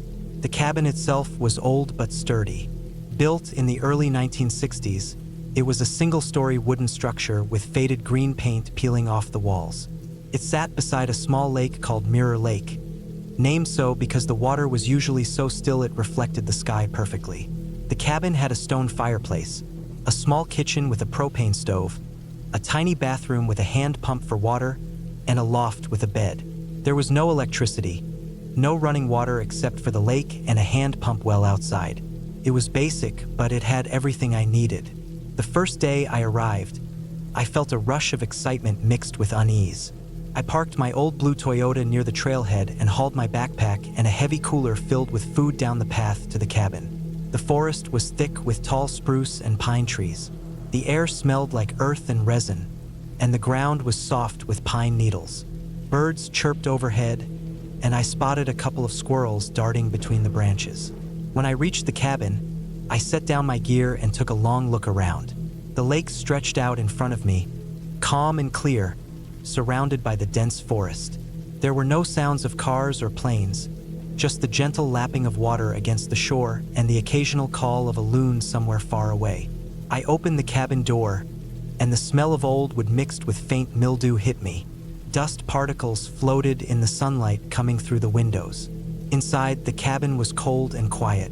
I went straight to the fireplace and stacked some dry logs from a nearby pile. I lit a fire and watched the flames crackle and pop, feeling a little better already. I unpacked my food, mostly canned beans, rice, dried fruit, and some fresh vegetables I bought from the last town I passed through. I boiled water on the stove for coffee and settled down in a wooden chair by the window. That first night, I lay in the loft bed under a thick wool blanket. The silence was intense. Without city noise to mask the sounds, every rustle of leaves, every creak of wood, and every bird call felt amplified. At times, I thought I heard footsteps outside the cabin, but when I looked, there was nothing but shadows cast by moonlight filtering through the trees. The next morning, I woke early and went to the lake. The water was icy cold when I dipped my hands in, but refreshing. I rinsed my face and drank some fresh water from the well pump outside. The day was clear and warm, with a gentle breeze moving the tops of the trees. I spent the day hiking along the shore, finding wild berries, and marking trails on a map I brought. Over the next few days, I settled into a routine. I woke with the sun, cooked simple meals over the fire, read old paperbacks I brought, and spent hours walking through the woods or sitting by the lake. I felt a calm I hadn't known in years. The forest was alive in its quiet way. Birds built nests, insects buzzed, and the wind whispered through the branches. But as the days went on, I began to notice small things that unsettled me. The first was the footprints. One morning after a rainstorm, I saw strange footprints in the mud near the lake shore. Not mine. They looked like boots but older, worn down, as if someone had walked there recently. The prints led from the trees to the water and then disappeared. I checked my map, trying to figure out if there were any other cabins or houses nearby. According to the map, no one else was supposed to be close. The nearest town was miles away, and no trails led directly here except the one I came down. Still, I felt like I wasn't alone. The next evening, I was sitting by the fire when I heard a branch snap not far from the cabin. My heart jumped, and I sat very still, listening. There was a faint rustling in the bushes, then silence. I told myself it was just an animal, maybe a deer or a raccoon, but the feeling of being watched stayed with me. I started to notice odd things inside the cabin too. One morning, my coffee cup was in a different spot than I remembered leaving it. A small tool I had put on the table was missing for a few hours and then found on the floor. Nothing seemed to be damaged or broken, just little signs that someone or something had been moving around when I wasn't paying attention. By the 6th day, I felt nervous enough to keep a large kitchen knife close to me at all times. I also started locking the cabin door, even though I didn't know who I was locking out. My phone had no signal, so I couldn't call for help or check messages. I thought about leaving, but a part of me was stubborn. I wanted to prove I could handle this alone. On the 7th day, the unease grew. I woke before dawn and noticed fresh footprints in the soft ground near the cabin's back door. They were bigger than mine, and they led into the woods, then stopped abruptly. I spent the day watching the edge of the forest from the cabin window, but I didn't see anyone. That night, I didn't sleep well. The wind picked up, and the trees groaned and rattled in the darkness. Around 2 a.m., I was jolted awake by a loud bang against the cabin wall. It sounded like something heavy hitting the wood. I froze, listening. Silence. I grabbed the knife and moved cautiously toward the door, trying to keep quiet. Outside, the forest was pitch black except for a faint glow from the stars. I looked around but saw nothing. The smell of damp earth and pine was thick. I stayed by the door for a long time, waiting, but no more sounds came. Eventually, I went back to bed but couldn't shake the feeling that someone was out there, watching. The next day, I found fresh footprints again. This time, they led to the lake's edge and then followed the shoreline, disappearing into the trees on the other side. I tried not to panic, but my hands shook as I gathered my things. I made a decision to leave the cabin the following morning. That night, I barely slept. I kept the fire low and the knife within reach. Around midnight, I heard movement outside, slow, deliberate steps circling the cabin. I pressed myself against the wall opposite the door and tried to control my breathing. The steps stopped suddenly, then a faint scraping sound, like someone dragging something across the ground. Then silence again. I stayed awake until dawn, watching the pale light spread through the trees. When the sun finally rose, I packed everything quickly, double-checked the locks, and headed back down the trail to my car. The forest felt colder and less welcoming as I walked away. When I reached the trailhead, I locked the car doors and sat inside, breathing heavily. Back in the city, the feeling of safety returned slowly. I told myself it was probably a local hunter or a camper who didn't mean any harm. Maybe they were curious or lost. There were reports of strange men lurking around cabins in the area, but nothing ever proven. I never went back to that cabin. But sometimes, at night, when the city noise fades, I think about those footsteps in the mud and the eyes I never saw but felt watching me. And I remember that in the quiet woods, far from everything, you aren't always alone. And sometimes the scariest things are the ones you don't see.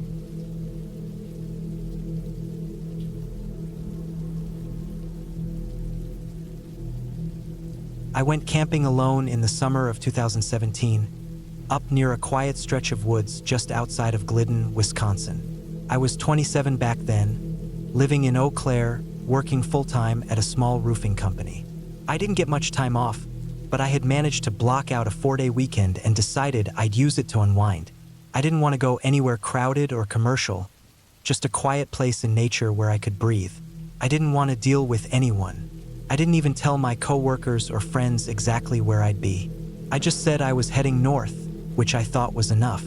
I had done a lot of hiking and camping before, so I figured I'd be fine. I picked a spot I'd read about in an old hiking forum, a little clearing about 3 miles off a decommissioned logging road. It didn't have a name. I found it by cross-referencing a bunch of maps and satellite images. It was surrounded by thick woods, bordered by a stream on one side and some small rocky hills on the other.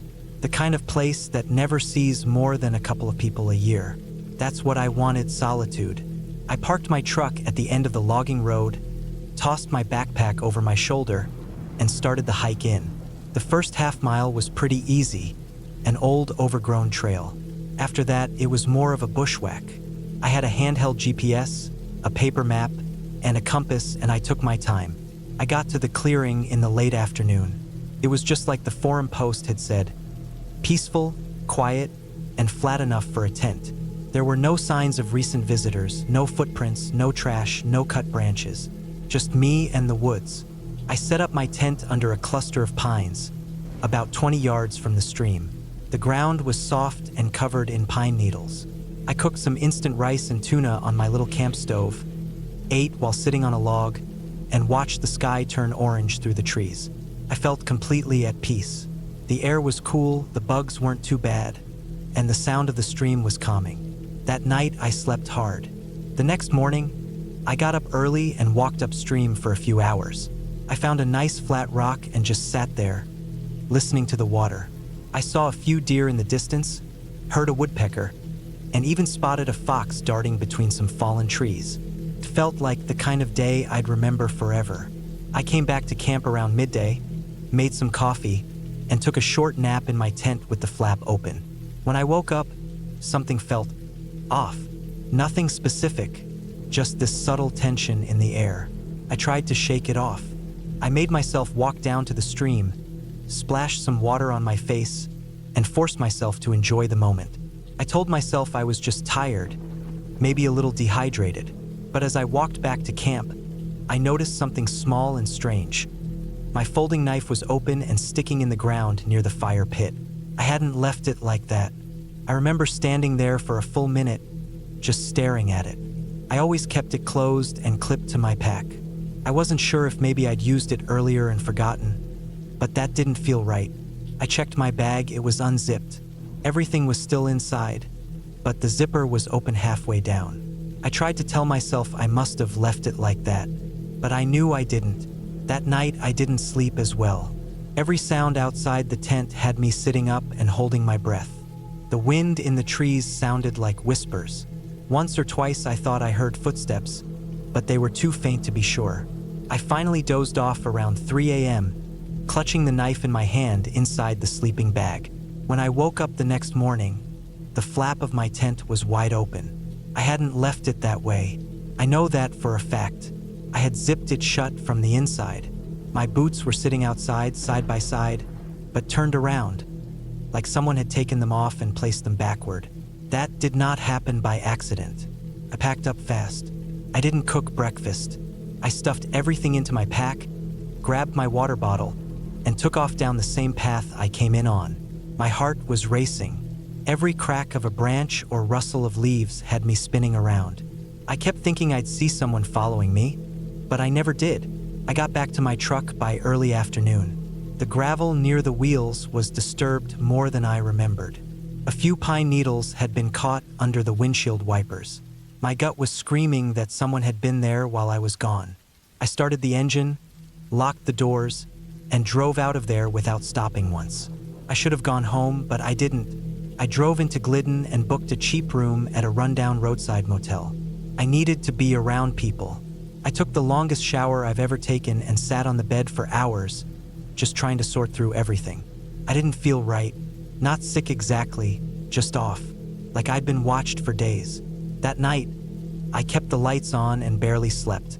Around 2 a.m., I thought I heard a soft knock on the door, just once. I froze. I didn't move, didn't breathe. I waited for it to happen again. Didn't. I stayed up until the sun came up. When I left that motel the next morning, I drove straight to a sporting goods store and bought a trail cam. I drove all the way back to the edge of the logging road. I couldn't bring myself to hike back in, but I left the camera on a tree near where I'd parked the first time. I angled it toward the trailhead and set it to record motion-triggered clips. 2 weeks later, I drove back up to get it. The camera was still there. It hadn't been touched. I took it home and went through the footage. Most of it was just squirrels, birds, and branches swaying in the wind. But there was one clip that made my stomach turn cold. It was from the third night I'd been out there.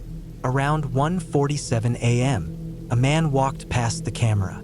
He wasn't carrying a flashlight. He moved slow, quiet. He wore dark clothes, baggy enough to hide his shape, and a hood pulled over his head. He walked with a limp. He never looked at the camera, just walked across the frame, then vanished into the woods. It was only a few seconds, but it felt like an hour. I called the county sheriff's office. I didn't know what I expected them to do. They said they'd look into it, but didn't sound too concerned. said it was probably some hunter or local who wandered through. But that didn't explain my knife, or the open tent, or the way my boots had been turned around, or the knock at the motel. I didn't go camping again that year, or the year after that. I sold my tent, stove, and most of my gear. I started checking the locks on my doors 3, 4, sometimes 5 times a night. For a while, I thought I saw that same man in crowds or across the street. Just quick flashes of someone who looked similar. It always turned out to be someone else, but it messed with my head. That took me almost 3 years to go out again. And when I did, I didn't go alone. I went with 2 friends, both armed, and we stayed in a public campsite with other people around. I still don't like sleeping outside. Not really. I don't think I'll ever camp alone again. Whatever happened out there in those woods, it wasn't a bear or a trick of the mind. It was someone who had been watching me, someone who waited until I fell asleep, someone who got close enough to unzip my tent and stand over me. And the scariest part is that they didn't take anything. They didn't hurt me. They didn't leave a note or make a noise. They just let me know they were there.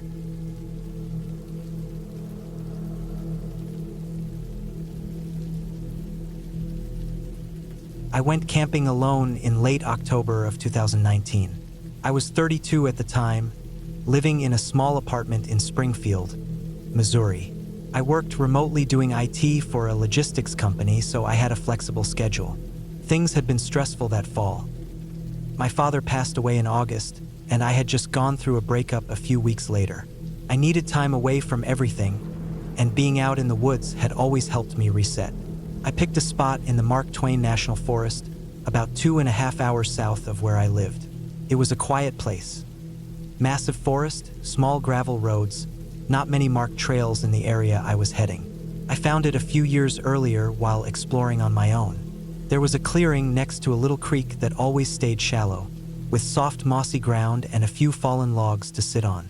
I had camped there 3 times before and never saw another person in the area. No cell signal out there either, which was what I wanted.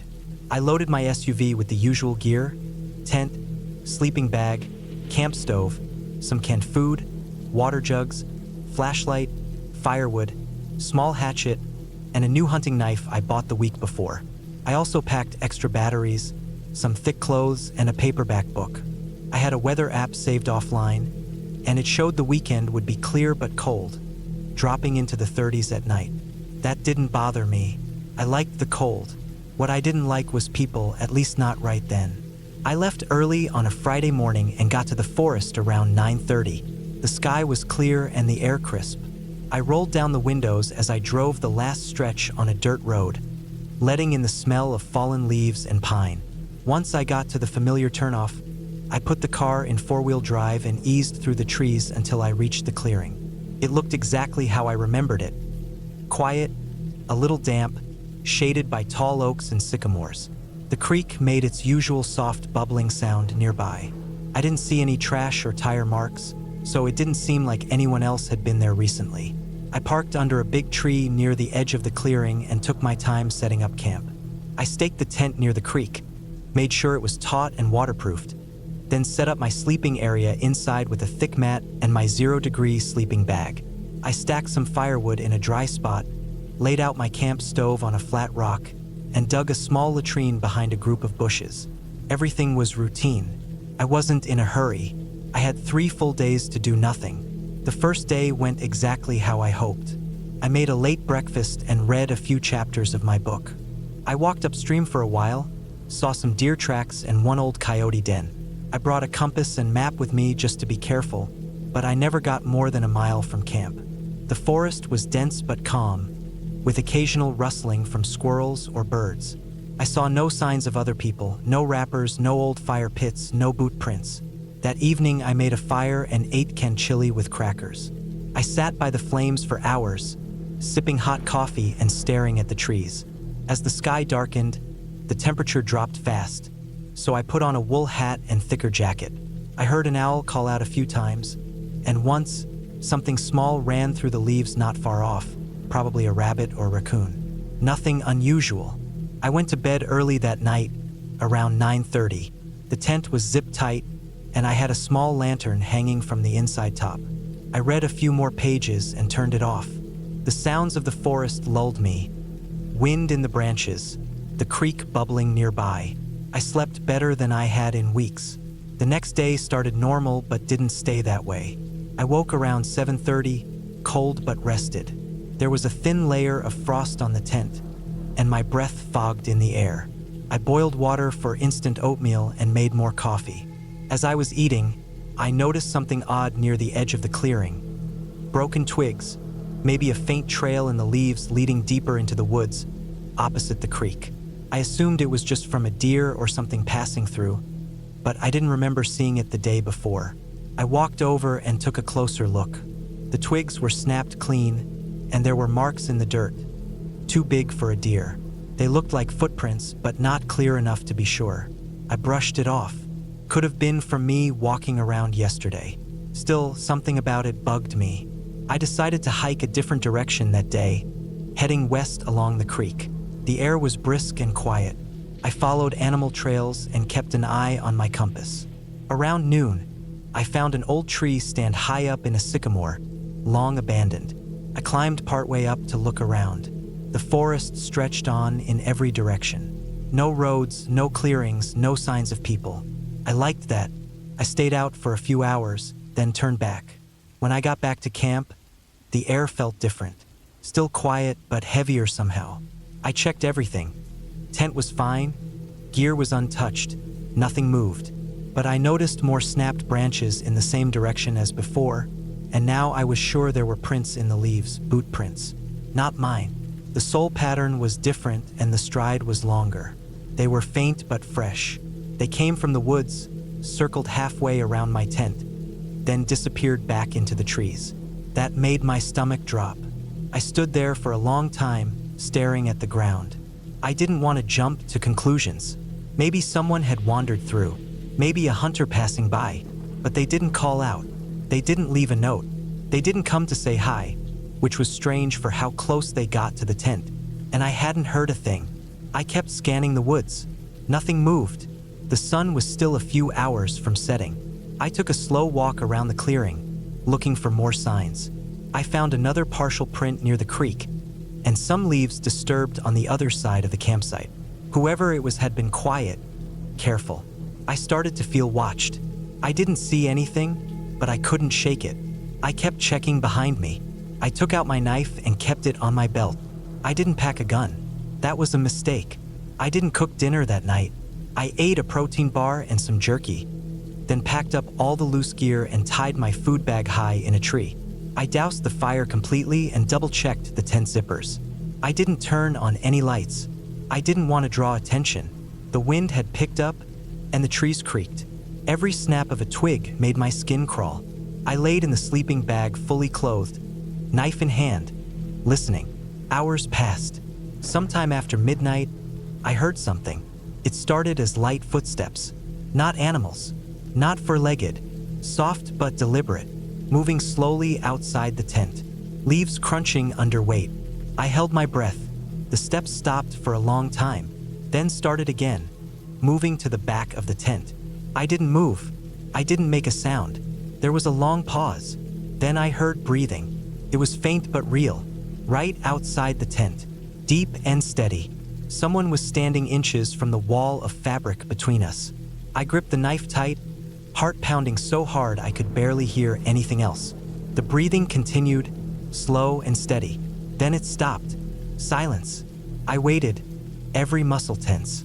After what felt like an hour, I heard the leaves crunch again, this time moving away, step by step. Eventually, it faded into the forest. I didn't sleep.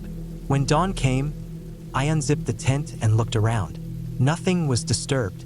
No prints, no marks. The forest looked peaceful, but I knew what I heard. Someone had been there, standing over me in the dark, not trying to break in, not trying to talk, just watching. I packed up in 15 minutes. I didn't eat. I didn't make coffee. I shoved everything into the SUV and got out as fast as I could. I checked the rearview mirror the entire drive back to the main road. I didn't see anyone. I reported it to the rangers when I got back to town. They took my statement but said they didn't have enough to go on. No injuries, no theft, no proof of anything illegal, just a scary experience. They said it could have been a lost hiker, a drifter, maybe a hunter who got too close without realizing. But I knew better. Whoever that was, they knew I was there. They circled my tent. They stood outside it in the dead of night. That wasn't someone lost. That was someone waiting. I never went back to that spot. It took me months to camp again, and when I finally did, it was in a marked campground with other people nearby. I started bringing a pistol with me after that. People think the woods are scary because of animals or ghosts or getting lost. But what really stays with you is knowing someone was out there, watching you in the dark, without a sound, without a word, just standing there, and knowing they chose to leave, for now.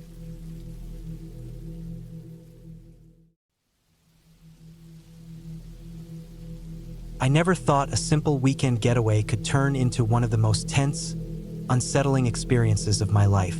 I'm Jake, 34 years old, and I live in northern Vermont, a place known for its thick forests and quiet, peaceful lakes. It was early October 2017, and the trees were turning their fiery colors. Deep reds, bright yellows, and burnt oranges. I had been craving some time alone, away from the noise of the city and the constant buzzing of work emails and phone calls. So I rented a small cabin near Lake Moreau, a spot I'd never been to before but had heard was perfect for some solitude. The cabin was nothing fancy. It was an old wooden structure, probably built in the 1950s, with peeling paint on the outside and a small porch that overlooked the lake. The place came with a basic kitchen, a wood stove for heat, and a single bedroom. There was no internet, no cell reception, which was exactly what I wanted, no distractions, no one to bother me.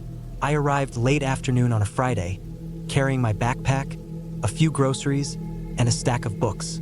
The air was crisp, filled with the scent of pine needles and damp earth. I unlocked the cabin door, and the creak of the hinges sounded louder than I expected in the quiet. Inside, the wooden floor was cold under my feet, and the faint smell of old wood and dust filled the room. I pulled back the curtains to see the lake just a few steps from the porch, its surface calm and reflective like glass. That first evening, I chopped some firewood, stacked it carefully by the stove, and started a small fire to warm the room. I cooked a simple meal on the tiny stove, sat down in a creaky old chair by the fire, and read for a few hours. The silence was both peaceful and a little unsettling. So quiet I could hear my own breathing and the occasional crackle of the fire. As night fell, the temperature dropped sharply. I wrapped myself in a thick wool sweater and sat close to the stove. Outside, the forest was pitch black, and the moon was just a thin sliver in the sky. I didn't hear any animals at first, just the occasional rustling of leaves as the wind moved through the trees. But as the night deepened, strange noises started to filter in. It wasn't howls or anything wild, but subtle sounds, branches snapping, something heavy brushing against the side of the cabin. I told myself it was just deer or raccoons, maybe a raccoon trying to get at the trash I'd left outside. Still, the sounds made me tense. I stayed awake longer than I wanted, poking the fire to keep it alive, scanning the dark windows for movement. Eventually, exhaustion won out, and I fell asleep, though the noises kept me restless. The next morning, I decided to explore the woods around the cabin. The forest was dense with tall pines and oaks. The ground was covered in a thick layer of fallen leaves that muffled my footsteps. I wandered for a couple of hours, taking in the colors and the smell of damp moss and wet earth. I didn't see any other people, just birds flitting through the branches and the occasional squirrel darting across the path. When I returned to the cabin, I noticed something strange. On the porch steps, there were fresh footprints, barely visible but definitely human. They were small, like a woman's or child's shoes, but there was no sign of anyone around. I checked the door locks. Everything was still secure. I told myself it was probably an animal or maybe a hiker who'd passed by while I was out. Still, it left a knot in my stomach. That evening, the strange noises returned. This time, they felt closer, more deliberate. Something was moving around the cabin, heavy footsteps pacing back and forth. I could hear scraping sounds, like someone dragging their shoes on the porch boards. I stayed still by the window, watching into the blackness, waiting for a figure to emerge, but there was nothing but shadows. I kept the fire going late into the night, my heart pounding. I didn't want to call anyone. There was no cell signal, and I was supposed to be alone here.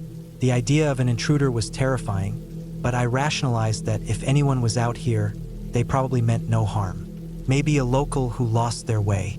The next day, I found something else that unsettled me even more.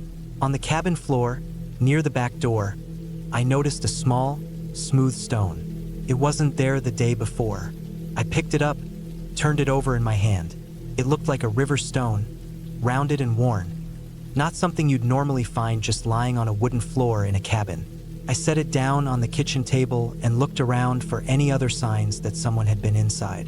The back door was locked, windows shut tight. No furniture was moved, no food missing, no signs of forced entry. But the stone wasn't mine. Whoever had left it here had been inside. From then on, the nights grew worse. The noises outside the cabin increased. More footsteps, more scraping, even the sound of heavy breathing sometimes. I never saw anyone, but I felt eyes on me whenever I was outside or sitting by the window. The feeling of being watched gnawed at me relentlessly. I stopped exploring the forest. I didn't leave the cabin after dark anymore, and even during the day I kept the windows closed. I started locking every door and window, double-checking them obsessively. I also piled wood against the back door, hoping it would discourage anyone from trying to break in. On the third night, I found a message scratched into the wood of the porch railing. It was faint, probably done with a sharp stone or nail. The letters were crude but readable. "Go away." My heart slammed in my chest. Whoever had been here wasn't just wandering or lost.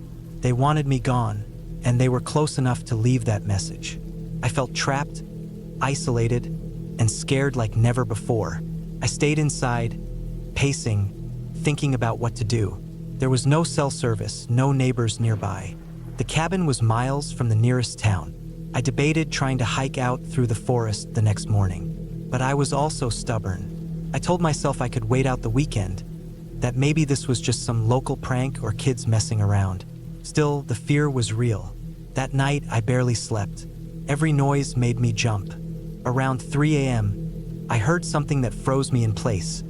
A soft thud on the roof. Then another, and another. Someone was walking on the cabin roof. I gripped the fire poker like a weapon, creeping to the front door. The porch light flickered, casting long shadows across the yard. I looked up and saw a dark silhouette moving slowly above me, stepping carefully between the wooden beams. The sound stopped suddenly, and the roof went silent again. I pressed myself against the door, trying to calm my shaking hands. I knew I couldn't stay here one more night. To first light, I packed quickly. I grabbed my backpack, leaving most of my things behind. I made sure the fire was out and locked every door and window before stepping out onto the porch. The sun was just beginning to rise, casting pale orange light over the lake. I started walking down the narrow dirt road that led away from the cabin. The forest was quiet except for birdsong and the crunch of leaves beneath my boots. I walked for what felt like hours, the cabin growing smaller behind me. Eventually, I reached a small ranger station. I was relieved to see a few cars parked outside and people moving around. I explained what had happened as best as I could, though I left out how scared I was of being watched, how someone had clearly been inside the cabin, and how I heard footsteps on the roof. The ranger took notes and promised to check the cabin. Later that week, I learned the truth. The cabin had been broken into before by a man who had been living in the woods nearby, a drifter who had been hiding out there for months. He wasn't dangerous in a violent way, but he was disturbed, territorial, and very private.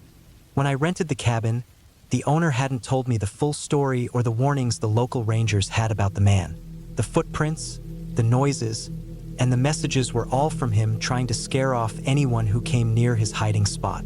I never went back to that cabin. The experience changed how I thought about solitude and safety.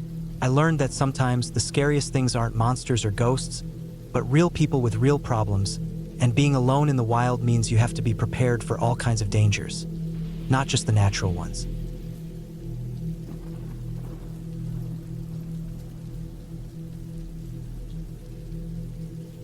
It was the summer of 2017 when I decided to take a solo camping trip deep into the woods of northern Maine. I was 27 at the time, tired of the noise and stress of city life in Boston, and I wanted to escape for a few days into the quiet. I had some experience camping with friends but never alone, so I thought this would be a good test of my skills and patience. I didn't want anything fancy, just me, a tent, a backpack, and the wilderness. I planned my trip for mid-July, hoping the weather would be warm but not too hot. I packed my gear carefully: a lightweight tent, a sleeping bag rated for cool nights, a small stove, enough food for 4 days, water purification tablets, a first aid kit, a map of the area, and a compass. I also brought a flashlight, extra batteries, and a multi-tool. I left my phone in airplane mode to save battery but kept it in case of emergencies. The trailhead was about a 3-hour drive from my apartment. I woke up early, grabbed some coffee, and loaded my car. The highway gave way to winding roads lined with tall pine trees and wild blueberry bushes. The air smelled fresh, a mix of pine needles, earth, and something faintly sweet. When I arrived at the small parking lot, there were only a few cars, so I knew I'd have plenty of space. I double-checked my backpack, slung it on my back, and set off down the trail. The path was narrow and muddy from a recent rainstorm. I could hear birds chirping and the distant rush of a river. The forest was thick, with towering trees stretching skyward, their branches weaving together to block much of the sunlight. I kept my pace steady, taking in the quiet except for the occasional rustle of small animals. After about 2 miles, I found a clearing beside a slow-moving stream that looked perfect for my campsite. The ground was flat and dry, with a few large rocks and fallen logs nearby. I set my backpack down and started unpacking. Pitching the tent took some time because the poles had a tricky way of snapping together, but eventually it stood firm. I collected some dry wood and kindling from the edges of the clearing, careful not to disturb any green plants. Starting the fire was a slow process. My matches were damp from sweat, and the wood was stubborn. After several attempts, the flames finally caught, and the fire crackled warmly. I boiled water over the small stove, then ate some dehydrated meals I had packed. The taste was bland, but filling. As the afternoon slipped away, I explored the nearby woods a little. I followed animal tracks and spotted a few squirrels darting between trees. The sun started dipping low, casting long shadows and painting the sky orange. I returned to the campsite and prepared for nightfall. I cleaned up my area to avoid attracting wildlife, storing food in a sealed container and hanging it from a tree branch with rope. Night was the hardest part. The forest changed completely. Sounds I hadn't noticed during the day became clear. The hoot of an owl, the rustle of leaves, twigs snapping somewhere beyond the firelight. I tried to stay calm and focused on my breathing. I reminded myself that these sounds were normal here, part of the life of the forest. Around midnight, I was startled awake by a loud crack from the woods. It sounded like a big branch snapping, maybe a deer or a bear stepping heavily on dry wood. My heart pounded, and I sat up slowly, shining my flashlight toward the noise. I didn't see anything, but the fire was nearly out, so I added more wood and blew gently to revive the flames. I stayed awake for the next few hours, half listening to the forest. I thought about the stories I had heard about campers who had gotten lost or had close calls with wild animals, and I kept reminding myself to stay alert but not scared. Eventually, exhaustion took over, and I drifted back to sleep. The next morning, I woke before dawn. The air was cool and damp with morning mist hanging over the stream. I made coffee on the stove and watched the sun rise slowly behind the trees. The quiet was peaceful, almost holy. I felt a deep connection to this place that I hadn't expected. I spent the day hiking further into the woods, mapping my way with my compass and making notes in a small journal I had brought. On the third day, I started packing up around noon. The thought of returning to the city made me feel a little sad, but also relieved.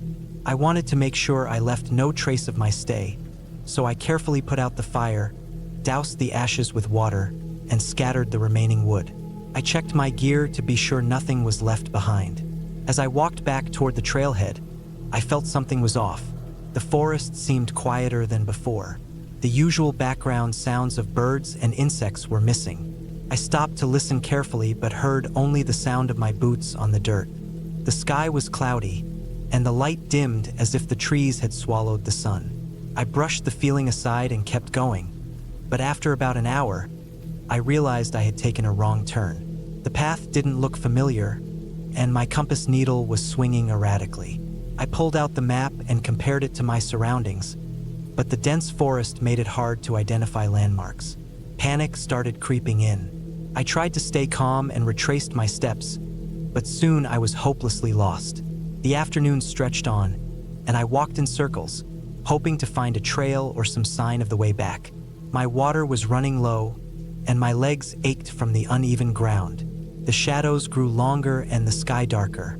I considered making a shelter for the night, but the thought of spending a second night lost was terrifying. I sat down on a fallen log, took deep breaths, and tried to plan. I had some emergency rations left and a whistle for signaling, but I hadn't told anyone my exact location. My phone had no signal. The sun was setting, and the forest grew colder quickly. I decided to stay put near the log and wait until morning to try again. As night fell, I lit a small fire again with the last dry wood I could find, keeping close to it for warmth and light. The sounds of the forest returned, louder now, and I tried to focus on the fire to keep my mind steady. I heard distant howls that I guessed were coyotes, but they stayed far away. Morning came slowly. I was cold and exhausted, but I felt stronger after the night.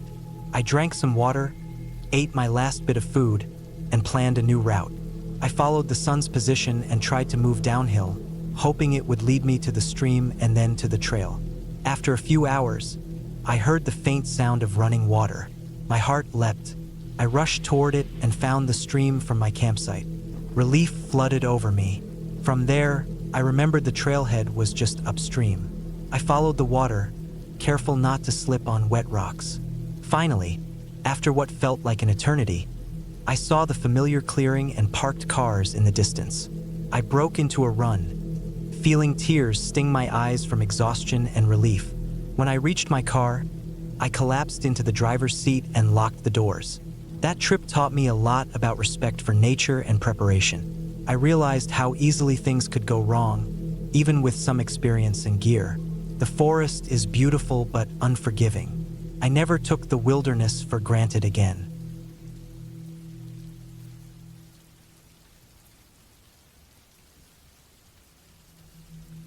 It was the fall of 2017 when I decided to take a break from the city and go spend a week alone at a cabin in northern Vermont. I was 29 years old, working a desk job that left me feeling drained and disconnected from the world. I'd never been much of a nature person, but the thought of quiet woods, the smell of pine, and the cool, crisp air sounded like exactly what I needed. The cabin itself was owned by a small rental company, tucked away near a lake not far from a tiny town called Lyndonville. The drive up from Boston was long, nearly 4 hours, but I didn't mind. I left early in the morning, and as I drove further north, the traffic thinned out and the landscape changed. The rolling hills gave way to dense forests, and the road wound sharply through groves of tall, straight pine trees. The sky was clear, and the sunlight filtered through the leaves, creating patches of light and shadow on the pavement. It felt peaceful in a way I hadn't experienced in a long time. I arrived just after noon. The cabin was small but sturdy, built of dark brown logs with a green metal roof. It sat on a gentle slope that led down to a narrow, quiet lake. A small wooden dock extended a few feet into the water. There was a stone fire pit near the cabin and a stack of firewood neatly piled beside the porch steps. The place looked well kept, but quiet, almost too quiet. The first thing I did was haul my bags inside. The cabin smelled of old wood and a faint scent of pine cleaner. Inside, the floor was made of rough hardwood, and the walls were lined with logs that showed knots and natural cracks. A simple stone fireplace dominated one corner of the main room, with a small pile of firewood stacked nearby. There was a worn leather armchair, a small wooden table, and a modest kitchen area with a stove, fridge, and sink. The cabin had basic electricity and running water, but no internet or cell signal, which was exactly what I wanted. I set my things down, made a quick sandwich, and then stepped out onto the porch. The air was chilly but fresh. I took a deep breath and looked around. The trees swayed gently in the breeze, their branches whispering softly. Across the lake, I could see the fading outline of hills under the blue sky. A few birds chirped somewhere in the distance. It was quiet, almost too quiet. After eating, I decided to explore the area. I followed a narrow dirt path that wound into the woods. The forest was thick with pine, birch, and maple trees, their leaves turning brilliant shades of red, orange, and yellow. The ground was covered in a crunchy carpet of fallen leaves and pine needles. I walked for about an hour, enjoying the solitude and the sound of my boots against the earth. As the sun began to dip lower in the sky, I turned back toward the cabin. The light was softer now, golden and fading fast. I started a fire in the stone pit outside, the flames crackling and glowing warmly. I cooked some simple food over the fire, a can of chili warmed in a small pot, and ate while watching the stars slowly appear above the trees. That first night, I slept well. The cabin was quiet, but the natural sounds of the forest, the rustle of leaves, distant hoots of owls, and the occasional splash of something moving in the lake were comforting. I felt a strange peace that I hadn't known for a long time. The next day was much the same. I spent the morning chopping wood, gathering more firewood from a small pile near the woodshed. The air was crisp, and the sun was warm on my back. I made a small campfire breakfast of eggs and toast and then went for a longer walk around the lake. I noticed that the water was perfectly still and clear, reflecting the trees and sky like a mirror.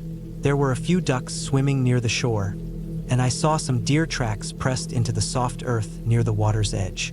The forest was alive in quiet ways, and I felt myself relaxing more with each passing hour. As the afternoon wore on, I went back to the cabin and spent some time reading an old book I had brought along. The cabin's silence was deepening now. The wind picked up slightly, making the branches creak. I heard the far-off sound of a woodpecker hammering a tree trunk. Around sunset, I noticed something odd. When I looked toward the woods across the lake, I thought I saw a flash of movement, a figure, but when I blinked, it was gone. I told myself it was probably just a deer or a trick of the light. The forest could play tricks on the eyes. That evening, I stayed inside longer, lighting the fireplace and sitting in the armchair with a mug of coffee. The fire's glow flickered against the logs, casting shadows on the walls. The windows were dark, reflecting the room back at me. Outside, the wind was rising, and I heard the branches tapping against the cabin. As I was about to get up and close the curtains, I caught sight of something again.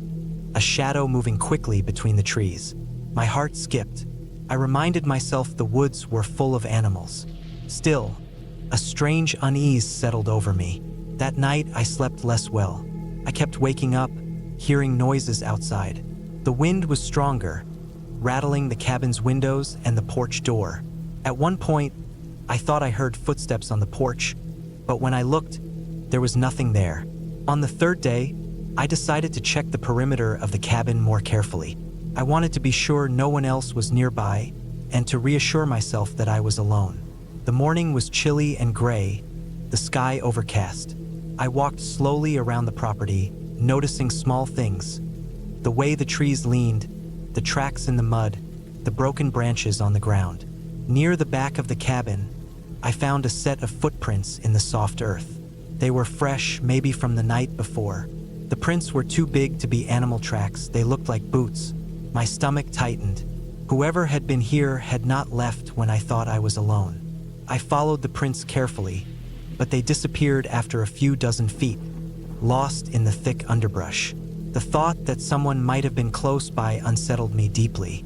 I went back to the cabin and double-checked all the locks on the doors and windows. I spent the afternoon inside, reading and trying to keep calm.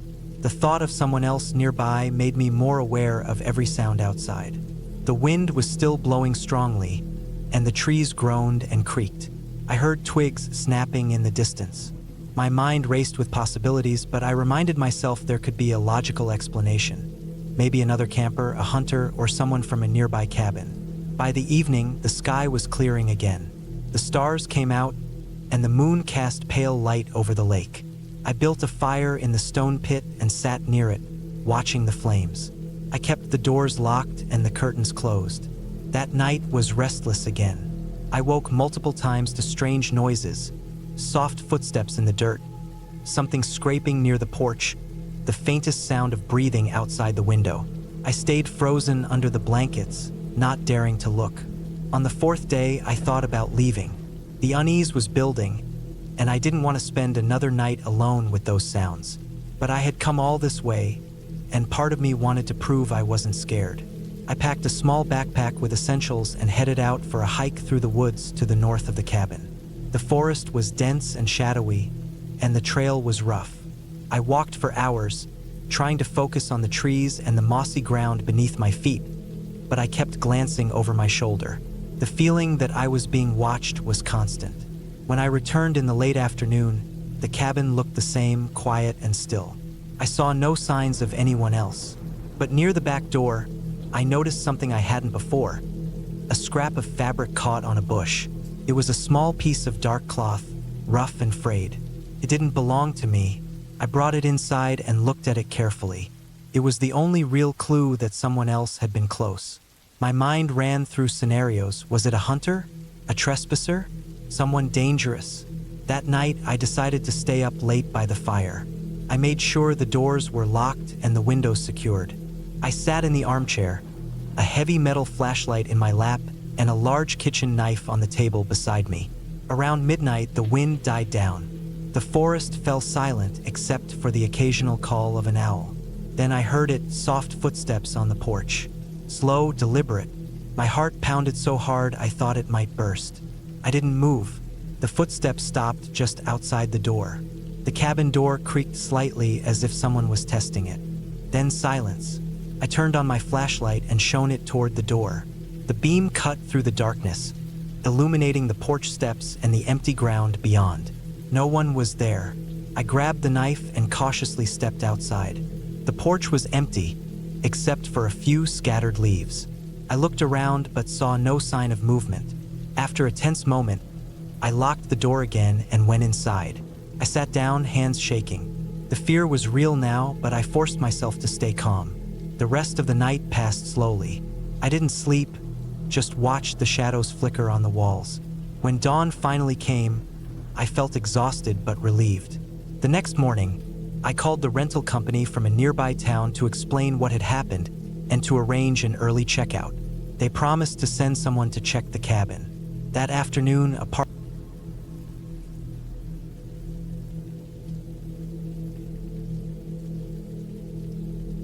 It was the summer of 1998 when I decided to escape the noise of the city for a week. I was 27 at the time, working as a junior architect in a small office in Portland, Oregon. The endless hours of drafting and meetings had worn me down, and I needed a break from the constant hum of urban life. I found a listing for a small cabin deep in the forests of northern Oregon, about 2 hours' drive from the city. The pictures showed a rustic wooden cabin nestled among tall pines, with a small lake nearby. It looked perfect, a place where I could breathe fresh air, hike, and clear my head. I packed my car with the essentials: some canned food, water, a flashlight, a first aid kit, my backpack with clothes, a book, and my camera. I drove out early one Friday morning, taking the winding highway that led through dense forests and small towns. The deeper I went into the woods, the quieter it became. No more traffic noise, no sirens, no city chatter, just the occasional call of birds and the rustling of leaves in the wind. The cabin was about 5 miles down a gravel road that got narrower and bumpier the further I went. When I finally arrived, the sun was high, filtering through the thick canopy of fir and cedar trees. The cabin was even more charming than the pictures. It was old but well kept, with a small porch and a chimney that looked like it had been used recently. The wood smelled faintly of pine and smoke. I unlocked the door and stepped inside. The air was cool and smelled of wood and earth. The main room was simple: a small kitchen area with a sink, an old stove, a wooden table with 2 chairs, and a few shelves with canned goods and utensils left behind by the previous renter. There was a couch and a small wood-burning stove in the corner. Upstairs, A narrow staircase led to a loft with a bed and a window that overlooked the forest. I set my things down and opened the windows to let in the fresh air. I could hear the soft buzz of insects and the distant sound of water, probably the lake I had seen in the photos. I spent the afternoon unpacking and exploring the area around the cabin. The forest was dense and green, full of ferns and moss-covered rocks. A narrow path led down to the lake, where the water was calm and clear. The sun was warm on my skin, and the air smelled clean and sharp. That first evening, I built a fire outside in the small stone pit near the porch. The flames crackled, and the scent of burning wood mixed with the fresh pine. I cooked some beans and rice on the stove, ate quietly, and sat by the fire until the sun dipped below the trees. The sky turned deep blue, and the stars came out in full force, brighter than I'd ever seen in the city. I went inside and got ready for bed. The loft was cozy but a little chilly. I stacked some wood next to the stove and lit a small fire to warm the room before I climbed into bed. The sounds of the forest at night were strange and new. I could hear twigs snapping, leaves rustling, and an occasional bird calling in the darkness. It felt peaceful but also lonely in a way I wasn't used to. The next few days passed much like the first. I hiked the trails around the cabin, took pictures of the forest and the lake, read my book, and spent evenings by the fire. The isolation was refreshing, but after a while, I started noticing small things that unsettled me. At first, it was little sounds. Footsteps outside when I was sure I was alone, the creak of wood that sounded like someone walking on the porch, or the soft tapping of something against the cabin walls. I told myself it was just the wind or animals, raccoons or deer, moving through the brush. On the third night, I woke up suddenly around 2 a.m. The room was darker than before. The fire had died down, and the silence felt heavier. I heard the softest crunching noise outside the window near the loft. It wasn't the kind of sound the wind made. It was deliberate, slow, careful. My heart beat faster. I lay still, staring at the window but saw nothing through the dark glass except faint outlines of trees.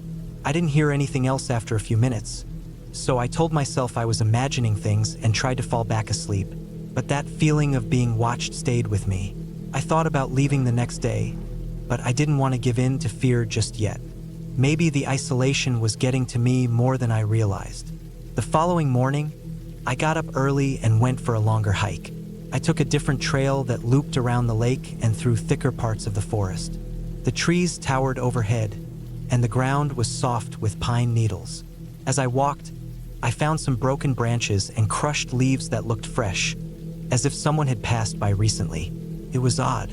The cabin was supposed to be private, miles from the nearest road, and I hadn't seen any other people since I arrived. I kept an eye out but saw no one. The forest was empty except for birds and squirrels. When I returned to the cabin, I checked the door locks and windows. Everything was intact. Still, the feeling that I wasn't alone lingered. That night, I took extra precautions. I locked every door and window, stacked extra firewood by the door, and kept my flashlight and a small pocket knife within reach. I left the cabin light on, even though it felt strange to do so in the middle of nowhere. Around midnight, I was jolted awake by a noise downstairs. It was a soft thud, like something heavy dropping on the floor near the kitchen. My heart pounded as I lay frozen, trying to listen carefully. The cabin was otherwise silent except for the faint crackle of the dying fire. I stayed still for what felt like hours, but finally, the silence took over again. I debated going downstairs to check, but didn't want to risk it. Instead, I sat on the stairs, flashlight in hand, and waited until the sun began to rise. The next morning, I cautiously went down and inspected the kitchen. The floor was clear except for a small pile of dirt and leaves near the back door. It looked like someone had been there, brushing against the door frame or trying to open it, but there was no sign of forced entry. I realized then that someone had been outside the cabin at night. The thought terrified me, but I still didn't want to panic. Maybe it was a hunter or a local who didn't expect visitors. I decided to call my sister back in Portland to tell her about the situation. Luckily, the cabin had a spotty cell signal near the porch, just enough to get a message out. I sent a quick text explaining where I was and that I felt uneasy. I asked her to check in with me the next day. After that, I felt a little better, knowing someone knew my location. I spent the day making sure the cabin was secure. I reinforced the door with a piece of wood from the porch railing and tied the windows shut with rope I found in the shed outside. I gathered some extra stones to block the porch steps in case someone tried to climb up. That evening, I stayed close to the fire, keeping my knife nearby. The forest was alive with noises, but I tried to focus on the warmth and the crackling flames. Just before midnight, the same noise woke me again, the thud downstairs. This time, it was followed by another, then a scraping sound like someone dragging their hand along the wall near the door. I didn't move. I gripped the knife tightly and waited. After what felt like an eternity, the noises stopped. The silence returned, but my mind raced. Whoever was outside wasn't just wandering. They were trying to get inside. I sat there until dawn, exhausted and scared. When the sun rose, I looked outside and saw fresh footprints in the dirt near the porch, too big to be an animal's. They led into the woods and stopped about 50 feet from the cabin. The rest of the day, I stayed inside, too afraid to go out. I didn't hear anything else, but I knew I couldn't stay there another night. That afternoon, I packed my things and prepared to leave. I wanted to get back to the city as fast as possible. On the drive back, my mind replayed every moment. The noises, the footprints, the feeling of being watched. I realized how vulnerable I had been in the middle of nowhere, how close I had come to something dangerous without even knowing. When I reached Portland, I called the local ranger station and told them about what happened. They said it wasn't the first time someone had reported strange noises or signs of trespassers near that area. Apparently, there were a few people who used the forest for illegal activities, poachers or squatters, people who didn't want visitors and might act violently to protect their hiding spots. I felt a mix of relief and gratitude. I had escaped without harm, but I also understood that nature wasn't the only danger out there. People, too, could be frightening when they didn't want to be found. After that trip, I never went back to that cabin or any remote place alone. I still love the forest and quiet, but now I'm more cautious, always aware that sometimes the scariest things aren't the ones you imagine, but the ones you never see coming.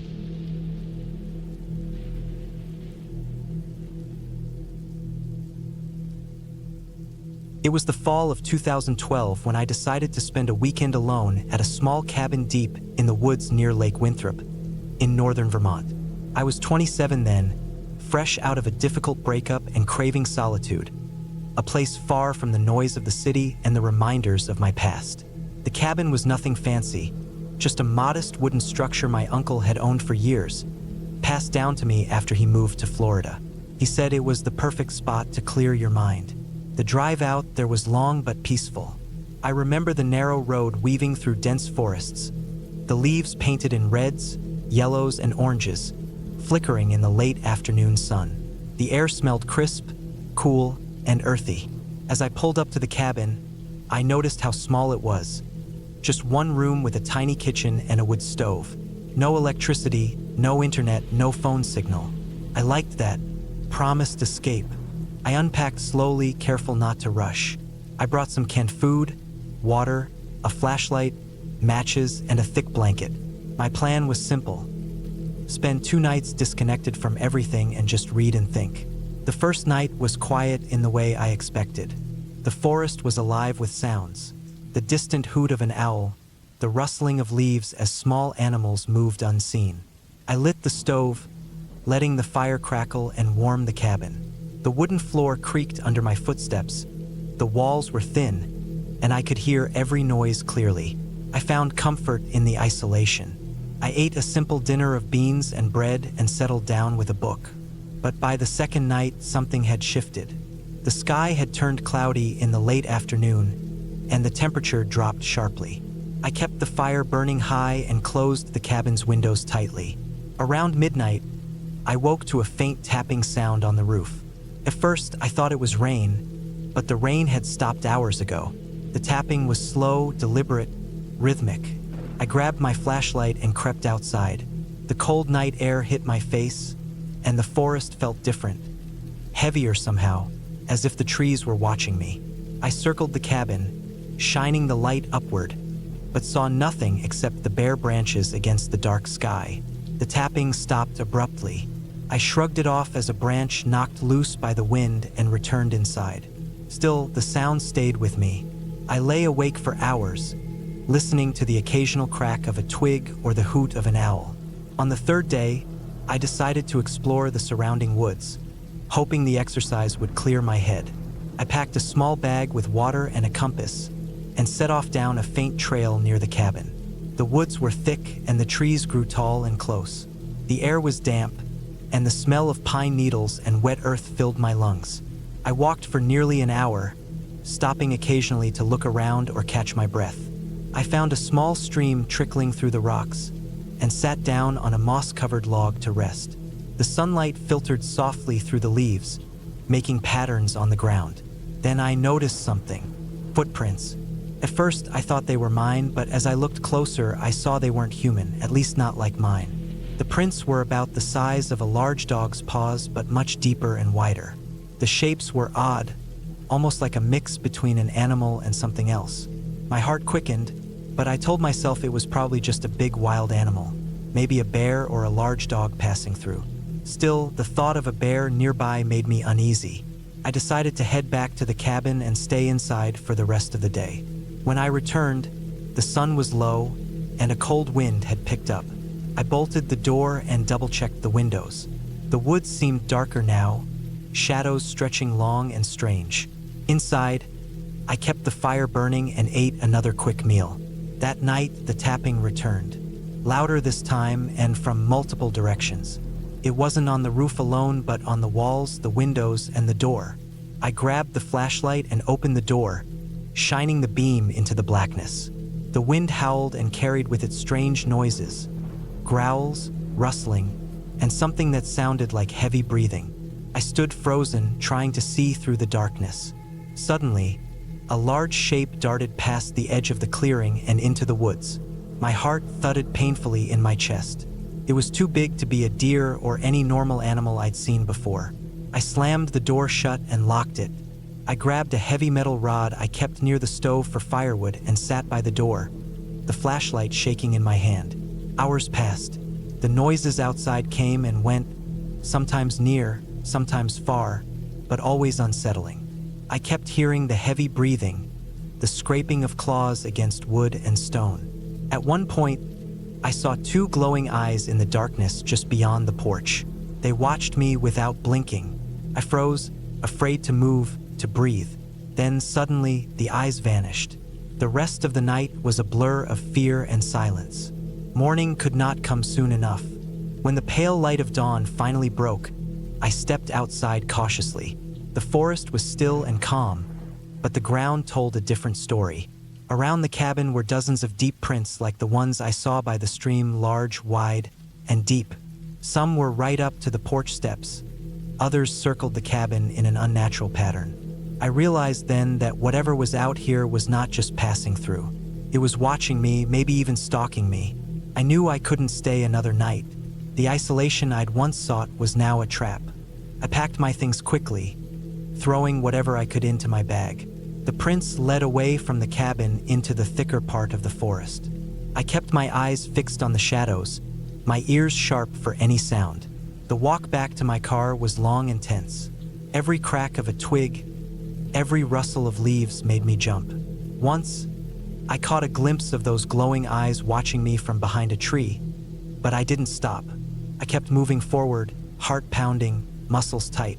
When I finally reached the road and saw my car, relief flooded through me like a wave. I jumped in, locked the doors, and started the engine. As I drove away, I glanced in the rearview mirror. The forest behind me looked calm and peaceful again, but I knew the truth. Something out there had been very close. Something that didn't belong, something wild and unknown. Back in the city, I told myself the whole experience was a strange encounter with wildlife, maybe a bear or a large predator. But deep down, I knew it was something else, something I was lucky to have escaped. Since then, I never went back to that cabin. I sold the property and never told anyone the full story. But sometimes, When the wind howls outside my apartment window, I swear I can hear that tapping, soft, slow, and steady, like something waiting just outside, watching, patient.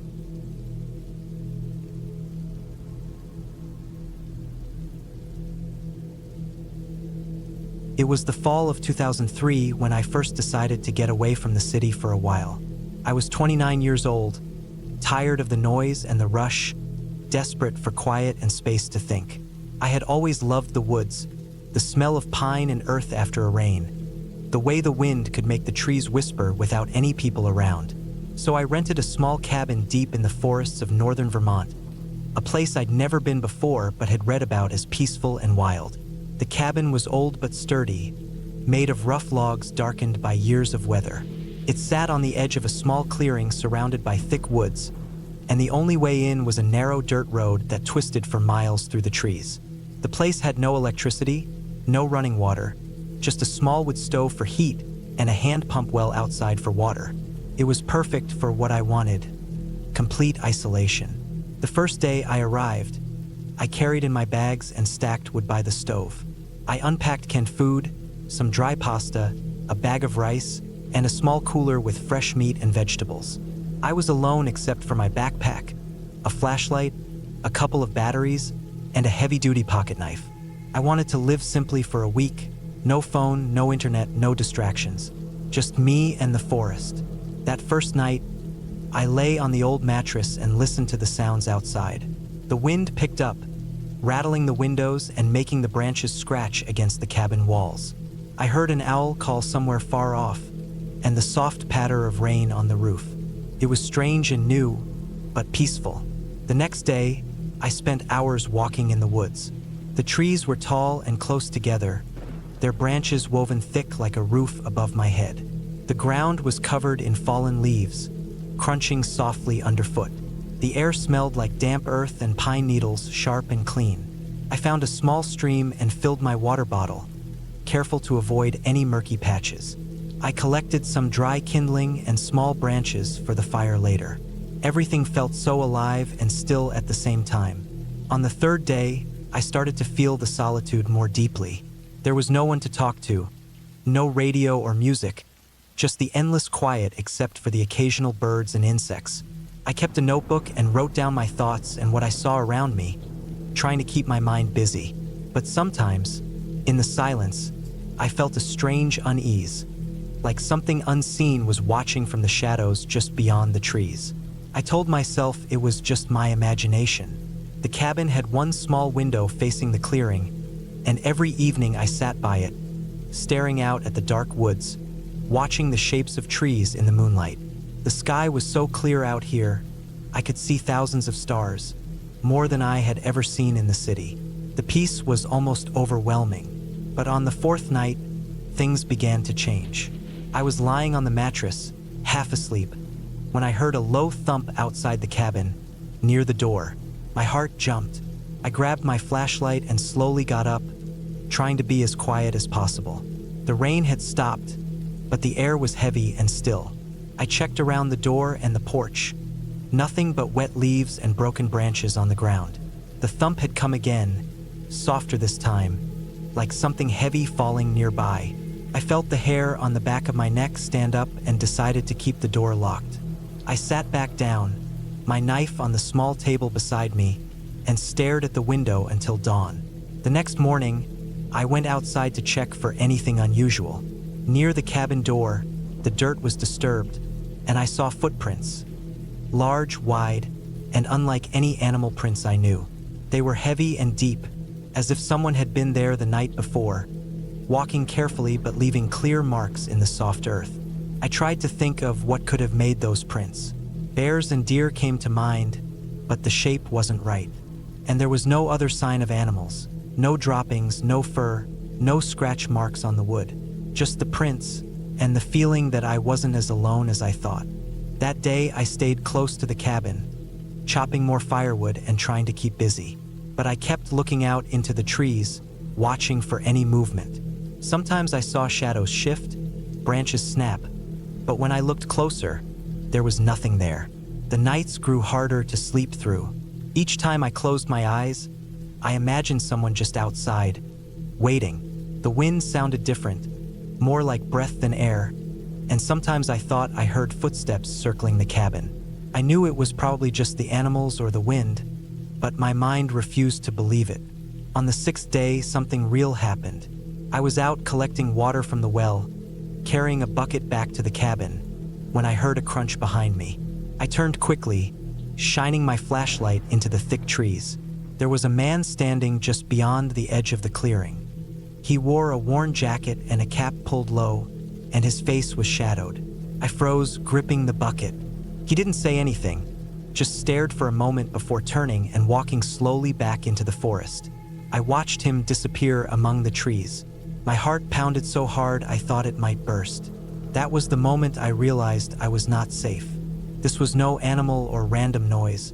Someone had been watching me all along. The footprints, the noises, the feeling of being followed. It was all connected. I didn't sleep that night. I kept the door locked, the knife ready. I stayed awake until the first light of dawn, waiting, watching, listening for any sound. The next morning, I decided to leave. I packed everything quickly, trying not to make noise, and headed to my car on the far end of the dirt road. The forest seemed darker now, less inviting. I didn't look back. On the way out, I noticed more footprints, leading from the edge of the woods toward the cabin. They were fresh, and they looked like they had been made by more than one person. I drove fast, not daring to stop until I was back on the paved highway. The city noise felt overwhelming after the quiet of the woods, but it was safer. Looking back, I think about that trip often. I wanted peace and solitude, but found something else entirely, something darker and real. The man in the forest, the footprints, the nights full of fear. They were a reminder that even in the most remote places, you are not always alone.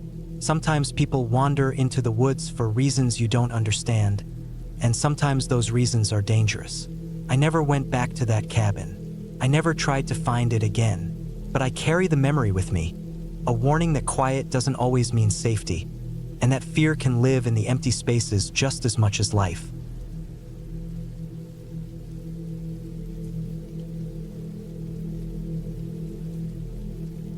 It was the autumn of 1998 when I first set out to spend a week alone in the woods.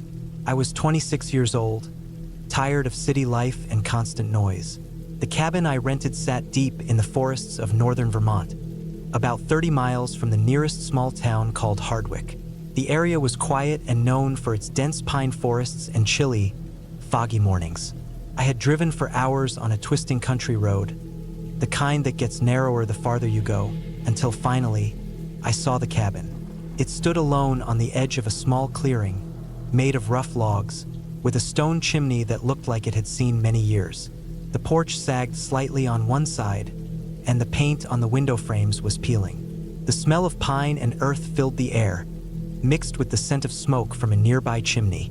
The cabin had no electricity, just an old oil lamp hanging by the door, and a wood stove inside for heating. The landlord had warned me to bring plenty of food and water because the closest store was miles away. I carried my bags inside, setting down my heavy backpack by the worn wooden table. The floor creaked under my boots, and dust floated in the sunlight that slipped through the dirty windows. I spent the first day unpacking and exploring the surroundings. Behind the cabin, the forest thickened quickly. The trees stood tall and close together, their needles covering the ground like a soft carpet. A narrow trail led down to a small lake about a quarter of a mile away, perfect for fishing or just sitting in silence. At night, the quiet was almost overwhelming. No hum of engines or city lights, just the sounds of wind in the branches and distant animal calls. I had brought a journal and some books to pass the time, but I mostly just sat by the stove, warming my hands and watching the flickering fire. On the second day, I decided to collect some firewood. The land around the cabin was littered with fallen branches and old logs, left to rot. I gathered a stack and carried it inside, knowing the nights would grow colder soon. While walking back, I noticed some strange tracks in the mud near the edge of the forest, large, deep, and uneven. At first, I thought maybe they were from a deer, but the shape was too irregular and the stride was too wide.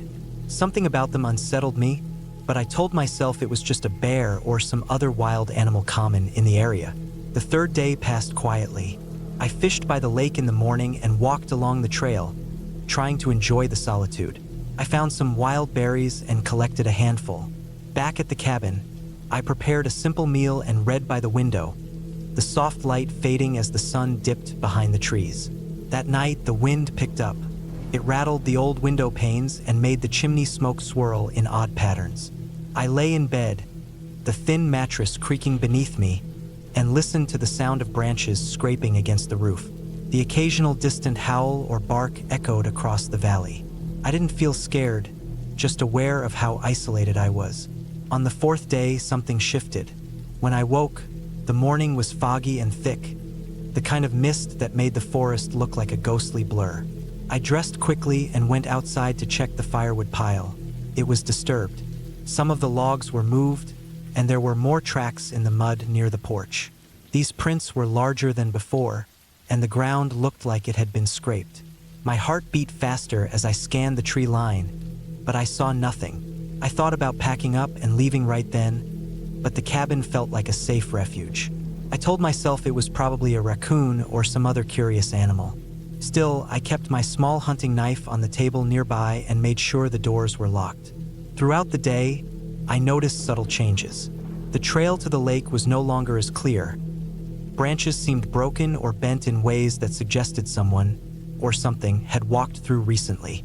The quiet felt heavier, and even the birds were silent. I avoided going too far into the forest. That evening, as the light faded, I sat near the stove and sharpened a few sticks I had collected. I wanted to be ready if I needed to defend myself. The oil lamp cast long shadows on the walls, and every creak or crack outside made me jump. Suddenly, a loud noise came from the back of the cabin. A heavy thud followed by the sound of something dragging across the ground. I froze, listening intently. It went on for several seconds, then stopped. No footsteps followed. I held my breath, but the night remained still afterward. Couldn't sleep much. When dawn came, I looked out the window to find more signs. The firewood pile was scattered, and the door frame had deep scratches gouged into the wood. The marks were fresh. I realized that whatever was coming near the cabin was testing me. I felt trapped. The forest that seemed so beautiful and calm before now felt like a cage. The fifth day was cold and overcast. I decided to explore a bit further despite my fear, hoping to find a way out if things got worse. I took my backpack, filled with essentials, and set off along the trail past the lake. The deeper I went, the more I felt eyes watching me. The forest was dense, and the fog had returned, muffling sounds and distorting shapes. I stumbled over roots and wet leaves, my breath visible in the chilly air. After about an hour, I found an old abandoned hunting cabin, almost hidden by vines and moss. Its windows were broken, and the door hung off one hinge. It looked like no one had been there for years. I thought about resting inside for a moment, but a strange feeling stopped me. The place was dark and smelled of decay. I hurried back to the trail and kept walking. As I made my way back to my cabin, I noticed fresh tracks all around, larger and more defined than before.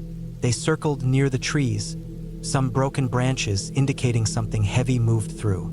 I felt the weight of something dangerous lurking close. When I reached the cabin, I found the door open. I was sure I had locked it. My heart pounded as I stepped inside. The place looked ransacked. Drawers were pulled out, and things were scattered on the floor. My food supplies were missing. Whoever or whatever had come had been inside. Fear hit me like a wall. I gathered my things quickly, grabbing only what I could carry.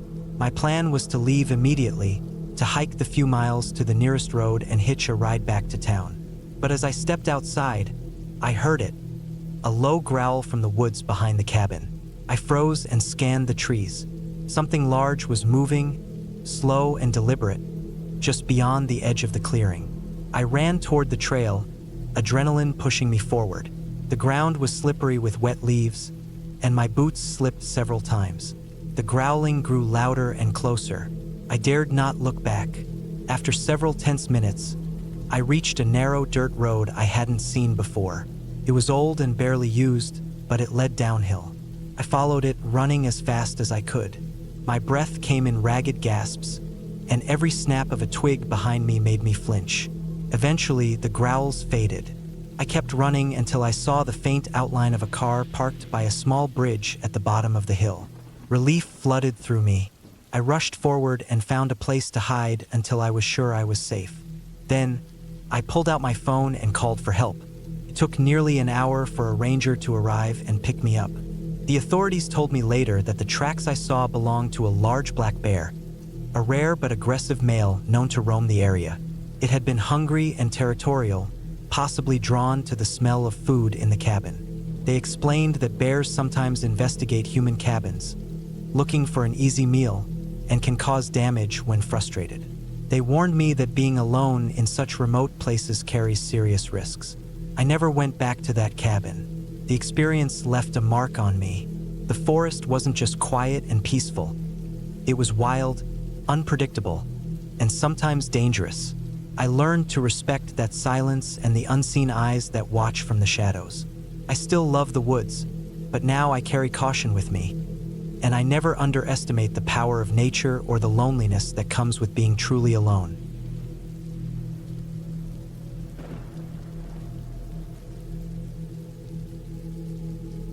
I remember the summer of 1998 like it was yesterday, even though it's been over 25 years. I was 26 then, craving a break from the city noise and the endless hum of computers at the office. The idea of spending a week alone in a cabin deep in the woods sounded like the perfect escape. I found a small cabin rental about 2 hours from Portland, Oregon, nestled near the foothills of the Cascades. The place looked simple but cozy in the pictures. A weathered wooden cabin, surrounded by thick pine trees, a small creek nearby, and nothing else for miles. No neighbors, no cell signal. Just the kind of solitude I wanted. I packed the essentials. A few changes of clothes, canned food, a good flashlight, matches, a first aid kit, and a stack of books I meant to read but never got to.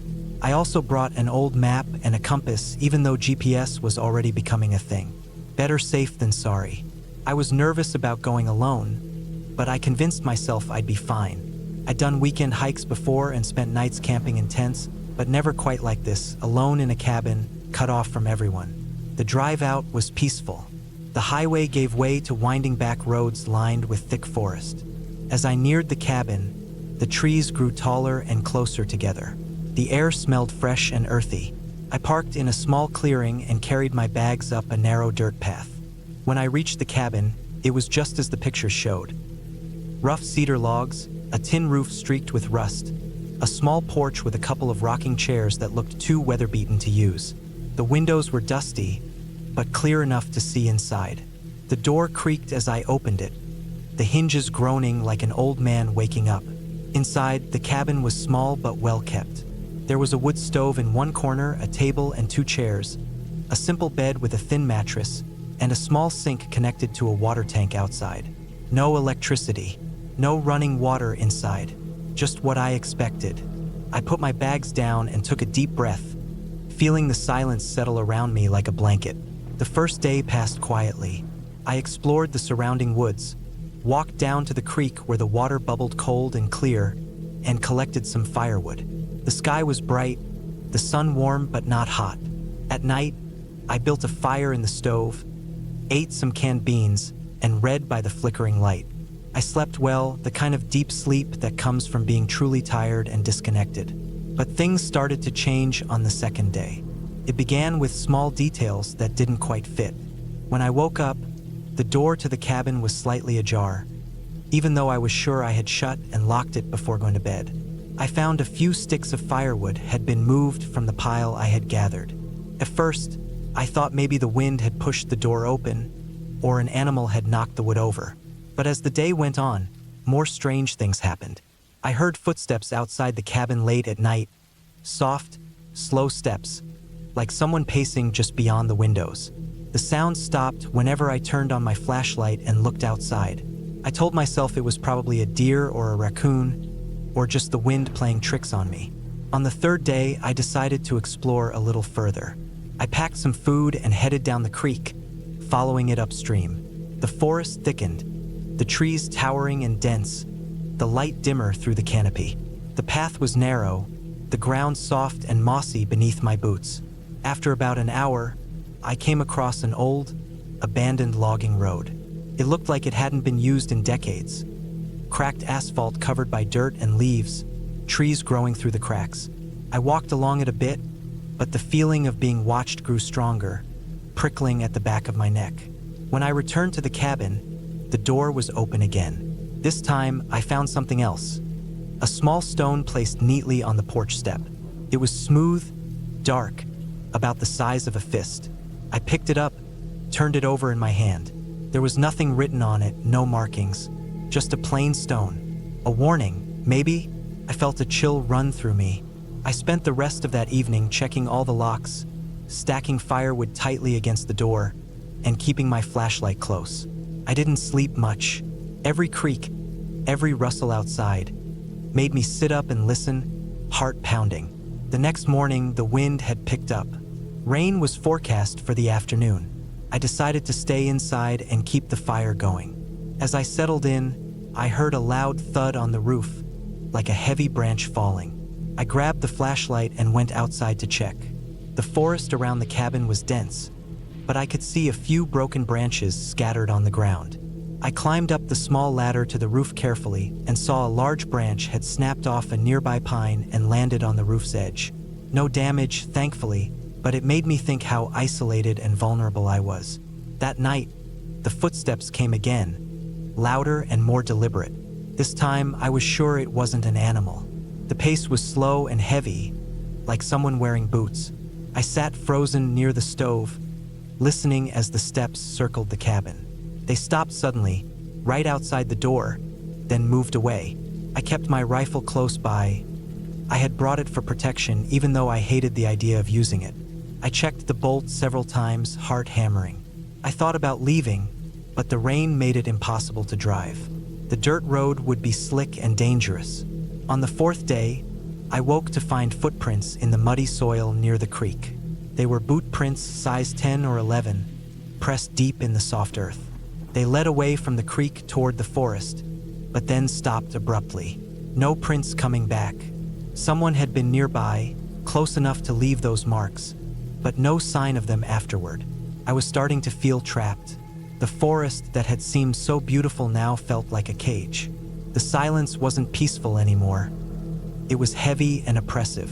I noticed how the trees seemed to loom closer, the shadows darker, even in daylight. That afternoon, I saw something that made my stomach twist. Someone had tampered with the water tank outside. The valve was slightly open, and the water level was lower than when I had checked the day before. Whoever had come near the cabin had tried to cut off my water supply. I checked all around the cabin, but there was no one in sight. I stayed inside the rest of the day, watching the windows carefully. Night came again, and with it the footsteps. They circled closer this time. I could hear breathing, low and ragged, beyond the walls. The steps stopped at the window nearest the kitchen. I shone my flashlight toward the glass. Nothing. Then the footsteps moved away. I knew then I wasn't alone, and I hadn't been all along. Someone was watching me, waiting for me to leave or give up. The next morning, I packed a small bag with my essentials, ready to make a run for it. The rain had cleared, and the road looked passable. I planned to leave at first light. Before I could step outside, I noticed something strange near the porch. A trail of small stones leading into the forest, similar to the one on the step, arranged deliberately, almost like a path or a message. I followed the stones, heart pounding. They led to a small clearing I hadn't seen before, hidden behind a thick wall of bushes and trees. In the clearing, there was a shallow hole, freshly dug, barely covered with loose dirt. The sight terrified me. Someone had been here recently, close to the cabin, digging. For what, I had no idea. Maybe hiding something, or trying to scare me away. I hurried back to the cabin and loaded my bags into the car. As I started the engine, I noticed a figure standing at the edge of the trees, watching me. I couldn't see their face, just a dark silhouette against the green. Without thinking, I hit the gas and sped down the dirt road, mud flying up behind the tires. The figure didn't follow. After several minutes, I saw the highway and breathed a heavy sigh of relief. Back in the city, I reported what had happened to the local sheriff's department. They told me the cabin had a history of squatters and petty criminals using it as a hideout or base. It wasn't uncommon for strangers to lurk in the area, especially during summer months when fewer people lived nearby. They sent officers to check the cabin after I left. They found the hole in the clearing, but no one had been arrested. The forest around the cabin was vast and difficult to patrol regularly. That experience stayed with me for years. I never went back to that cabin or the woods nearby, but sometimes, late at night, I can still feel the weight of those footsteps circling outside, the cold dread of knowing I was being watched and trapped. I learned that nature's beauty can hide dangers, and solitude can turn into isolation very quickly. Most of all, I learned to trust my instincts. When something feels wrong, even if you don't know why, it usually is.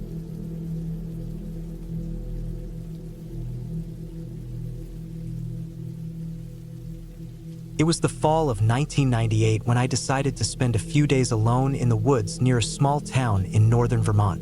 I was 27 then, burned out from city life and working long hours in a cramped office. The idea was simple: rent a remote cabin, disconnect from everything, and just be alone with nature.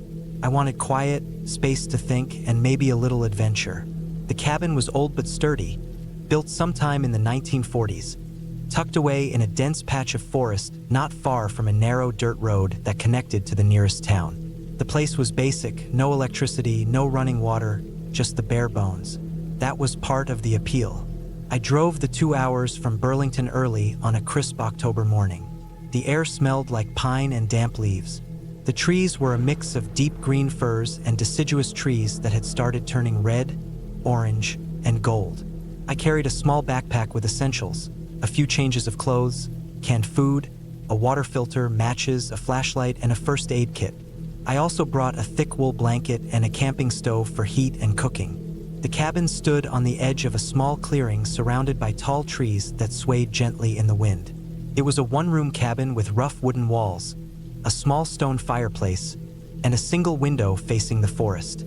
The floor creaked underfoot, and the roof showed signs of wear, but overall it felt safe enough. There was an old wooden table, a couple of chairs, and a cot with a thin mattress. The first day was peaceful. I set up the stove and boiled water for coffee, stretched out on the cot, and watched sunlight filter through the trees. The quiet was so deep it almost felt unnatural. No cars, no planes, no people. Just the occasional bird call or the rustle of squirrels in the underbrush. I spent hours exploring the immediate area around the cabin, walking over moss-covered logs, picking up rocks and leaves, and breathing in the clean, crisp air. I took careful note of landmarks: a big oak tree with a broken branch, a narrow stream trickling nearby, and a fallen log I thought would make a good place to rest. Night came early in October, around 6 p.m., and the darkness settled quickly. I lit a fire in the fireplace, its warm orange glow filling the cabin. The crackling of the logs was soothing. I cooked some canned beans and ate slowly, savoring the silence. When I finally lay down on the cot, the cold air still clung to the corners of the room, but the blanket was thick, and I felt safe. That first night, I heard strange noises outside: the snapping of twigs, the soft rustling of leaves. At first, I thought it was animals moving through the forest. Deer, maybe, or raccoons. But the sounds sometimes felt closer, almost like footsteps. The wind was steady, making the trees groan and shake, adding to the eerie feeling. I tried to push the thoughts away and focused on the fire until it died down. I drifted off to sleep but woke a few times to the sounds. The next morning, I went outside early, hoping the daylight would clear my mind. The air was damp with morning fog, making everything look ghostly pale. I filled my water bottles from the stream, which ran clear and cold. While collecting water, I noticed something odd: a set of footprints in the soft mud along the bank.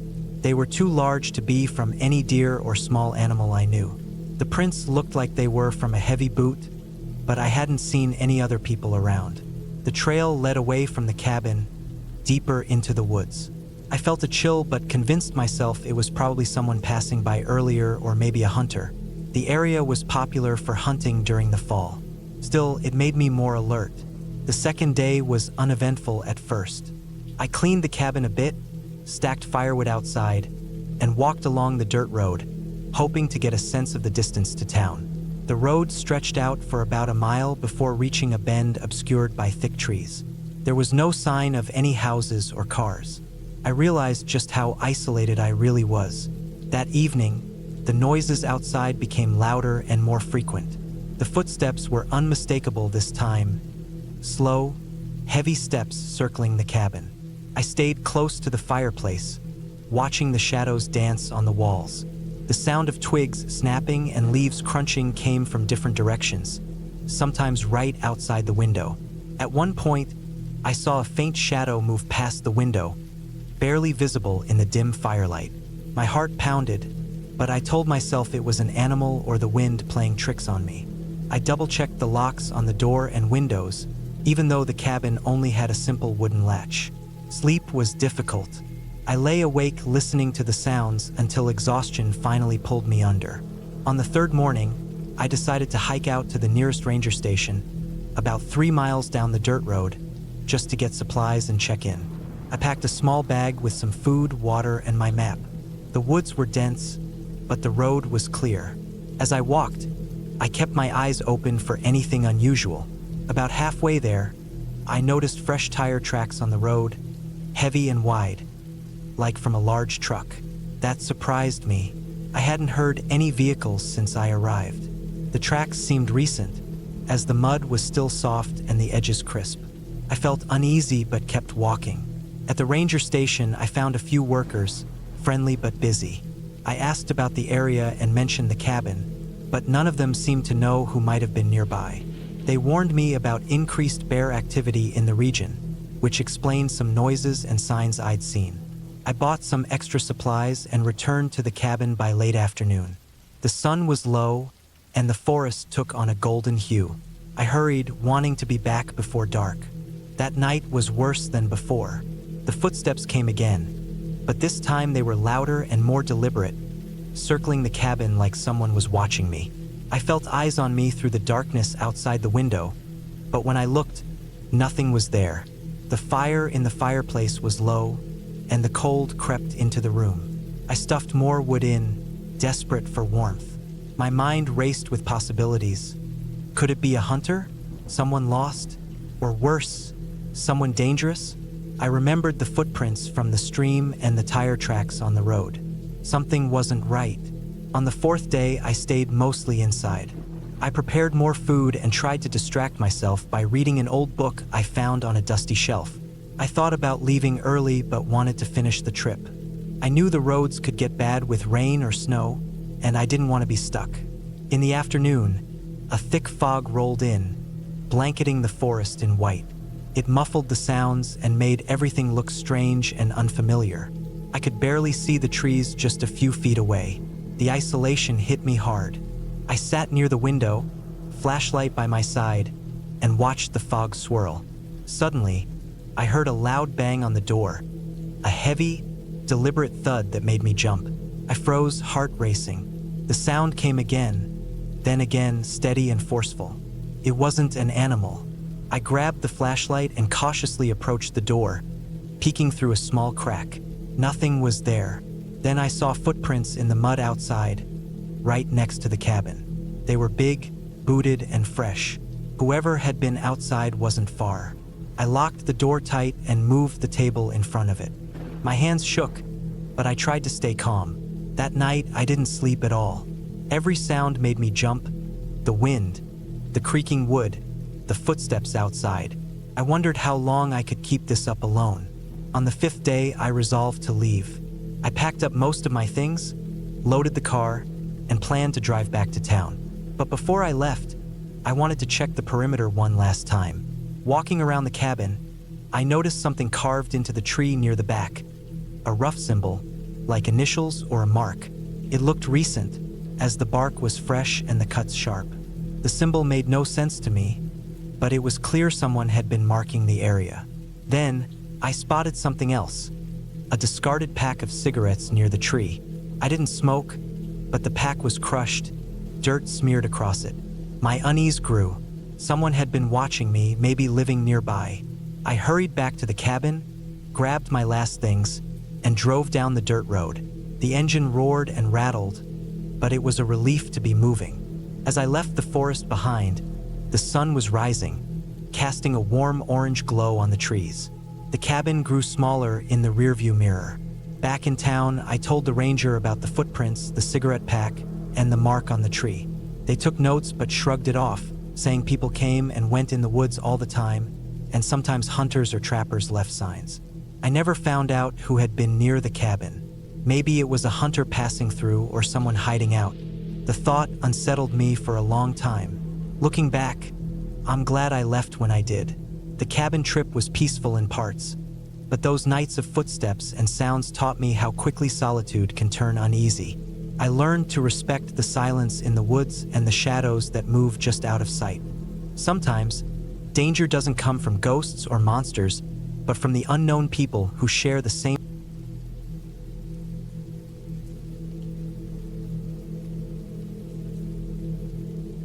It was the autumn of 1997 when I decided to take a break from the constant noise of city life and escape to a remote cabin in northern Vermont.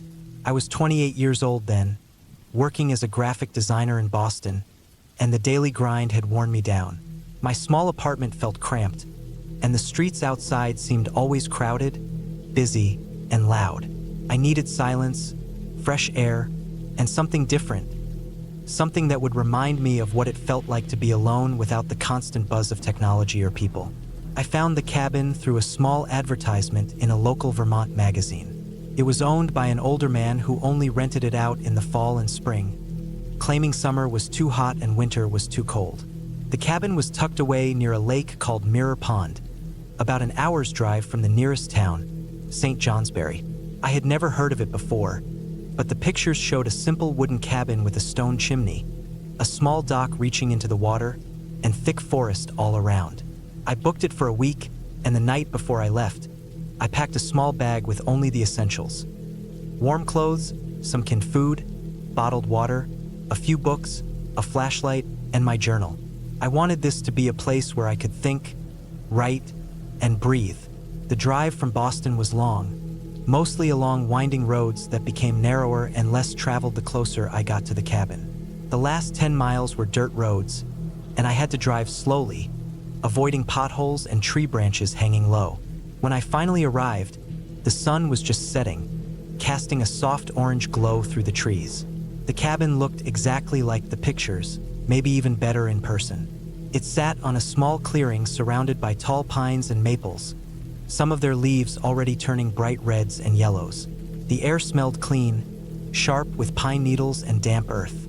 A wooden sign hung crooked on the front door with the name Pine Hollow Cabin carved into it. Inside, the cabin was small but cozy.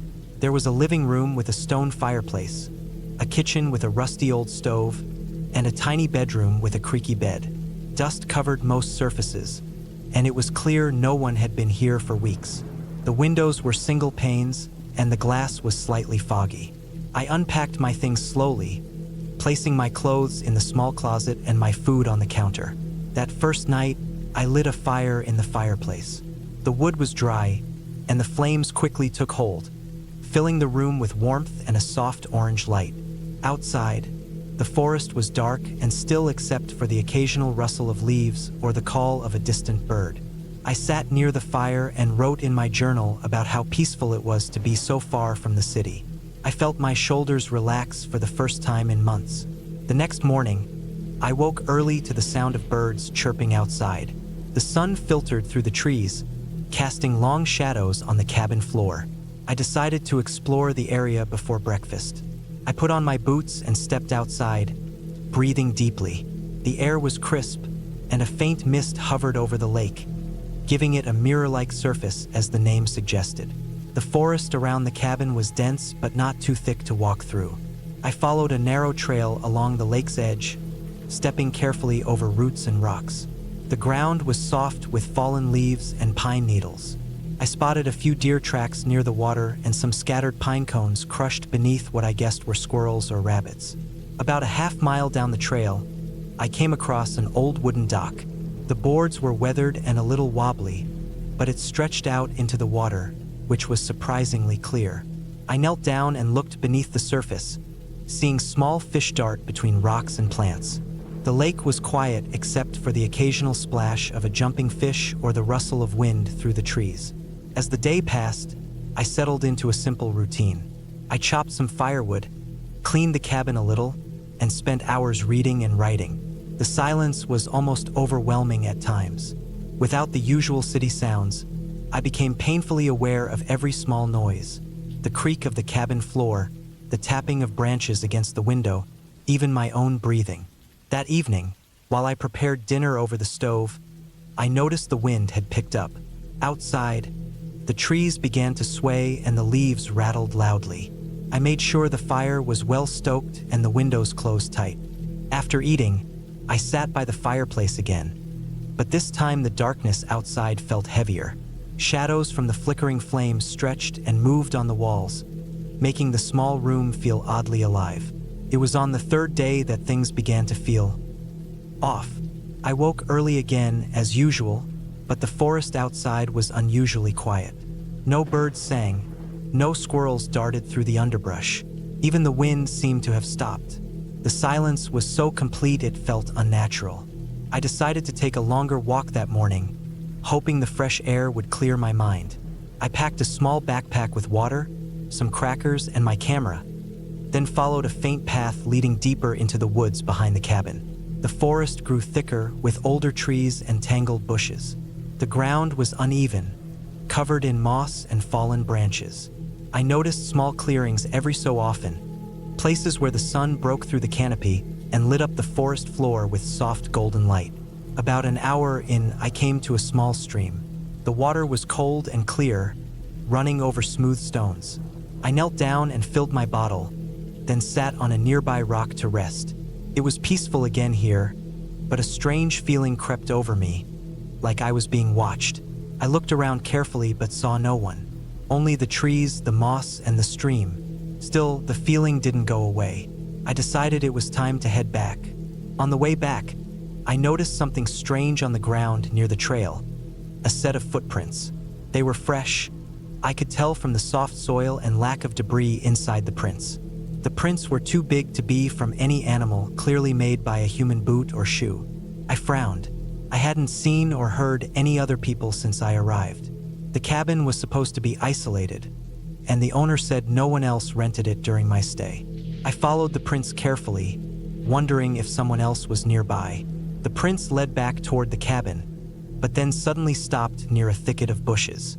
I stood there trying to decide what to do. The sun was still high, and I was deep enough in the woods that I could see the cabin's roof through the trees. I decided to head back quickly, keeping an eye out for anything else.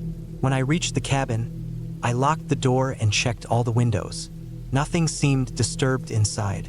I didn't find any signs of other people. That night, I barely slept. Every creak in the cabin made me jump, and I kept checking the locks on the door. I even kept the fire going longer than usual, staring into the flames until exhaustion finally pulled me into a restless sleep.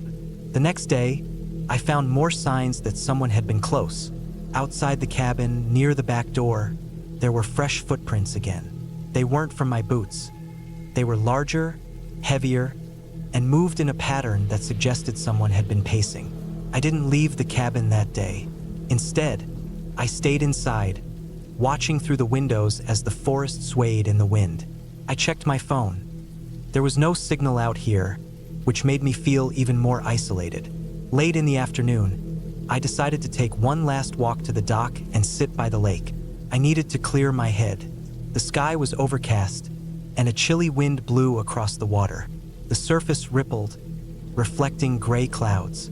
As I sat on the edge of the dock, I felt the same strange tension from before, like I wasn't alone. Suddenly, I saw movement in the trees across the lake.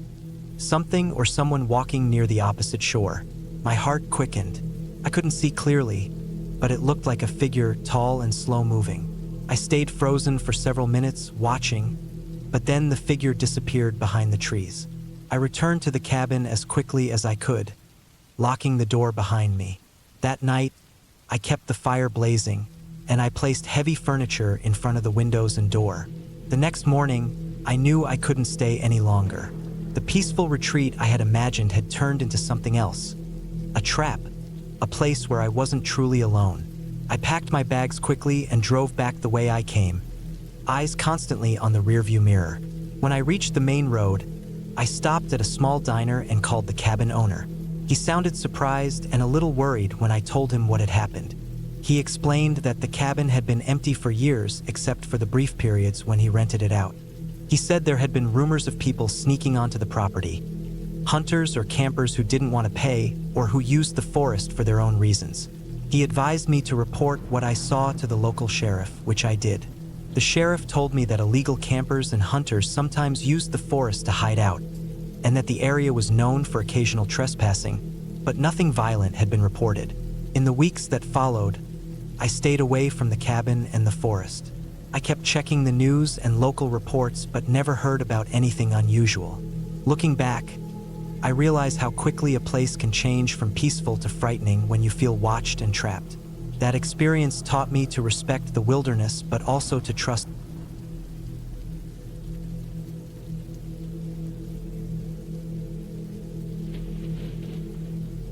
I remember the cabin being small, weathered by years of cold mountain winters and hot summer days. It sat off the beaten path in the Blue Ridge Mountains of North Carolina, a place I had rented for a week to get away from the noise of the city and the mess of everyday life. It was the summer of 1997, and I was 28 years old. I hadn't told anyone I was coming, just packed my old backpack and drove out to that quiet place by myself. The idea was simple. No phone, no distractions, just me, the woods, and the cabin for a week. The drive from Charlotte was long but beautiful, winding through narrow roads flanked by tall trees that seemed to grow closer as I went deeper into the mountains. I passed a few small towns, each with a few shops and wooden signs swinging in the warm breeze. I felt the tension inside me ease with every mile. The cabin sat at the end of a gravel road, surrounded by thick forest on all sides. It was an old structure, made of dark wood that had faded to gray with age. The roof sagged slightly, and the windows were small and dusty. A thin trail led from the front door into the trees. It looked abandoned at first glance, but the owner had assured me it was perfectly safe and stocked with essentials. Inside, the cabin was simple. There was a small kitchen with a wood-burning stove, a table with 2 chairs, a tiny bathroom with a cold water sink and an old toilet, and one room with a bed and a threadbare blanket. The floor creaked underfoot, and the air smelled faintly of damp wood and pine. I unpacked my bag, lit a fire in the stove, and sat down at the table, feeling a rare kind of peace. No cell service, no emails, no deadlines, just quiet. That first night, I lay awake listening to the sounds of the forest, the rustle of leaves, the distant call of an owl, the crack of twigs as something moved in the shadows. It was a little unsettling, but also comforting in a strange way. I told myself it was just nature, nothing to be afraid of. I drifted off to sleep with the fire flickering beside me. The next morning, I woke to the pale light filtering through the dusty windows. The forest outside was thick and green, the leaves shimmering with dew. I brewed some coffee on the stove and sat on the small porch, watching the mist rise from the trees. I planned to spend the day hiking one of the nearby trails, maybe take some photos of the wildflowers and birds. I felt a quiet thrill of freedom, the kind that comes from being truly alone in a wild place. I locked the cabin door behind me and headed down the trail, the gravel crunching under my boots. The forest was alive with insects buzzing and birds calling. The path was narrow and winding, sometimes steep, but the air was fresh and cool. I walked for hours, stopping to rest beside a stream where the water ran clear over smooth stones. I drank from the bottle I carried and ate some trail mix. Felt good to be away from everything. When I returned to the cabin late in the afternoon, the sun was low and golden. The shadows in the forest had grown long. I felt tired but content. I built another fire in the stove, boiled some water, and made a simple dinner from canned beans and bread I had brought. I sat by the fire, reading a book I'd brought, the pages soft in the flickering light. As night fell, the forest sounds grew louder and stranger. Somewhere nearby, an animal called out with a low, guttural growl. I felt a chill run down my spine, but reminded myself it was just a bear or a coyote. I closed the windows and drew the curtains, trying to block out the dark. On the third day, I noticed something odd.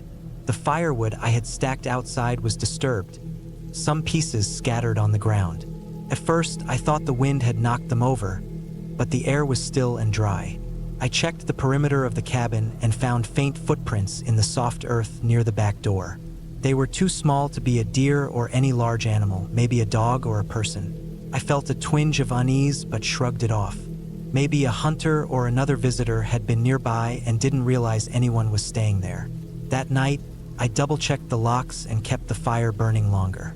I sat by the window watching the dark woods, eyes straining to make out shapes between the trees. Every rustle made my heart race.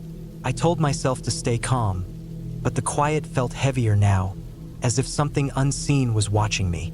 The next morning, I found my firewood pile even more scattered, and the footprints were closer to the cabin. There were also marks on the doorframe, scratches, shallow but distinct, like claws or a sharp object scraping the wood. I searched the surrounding area for any signs of a person or animal, but found nothing else. My skin prickled with a mix of fear and confusion. I decided to stay inside most of the day, reading and keeping the fire going. The isolation felt less like peace now and more like a trap. I thought about packing up and leaving, but part of me wanted to understand what was happening. I couldn't explain why, but something about the place made me stay. That evening, I heard a noise outside, soft footsteps crunching on gravel, then silence. I didn't dare look out, but I could feel eyes on me, something just beyond the edge of the porch light. The hairs on the back of my neck stood up.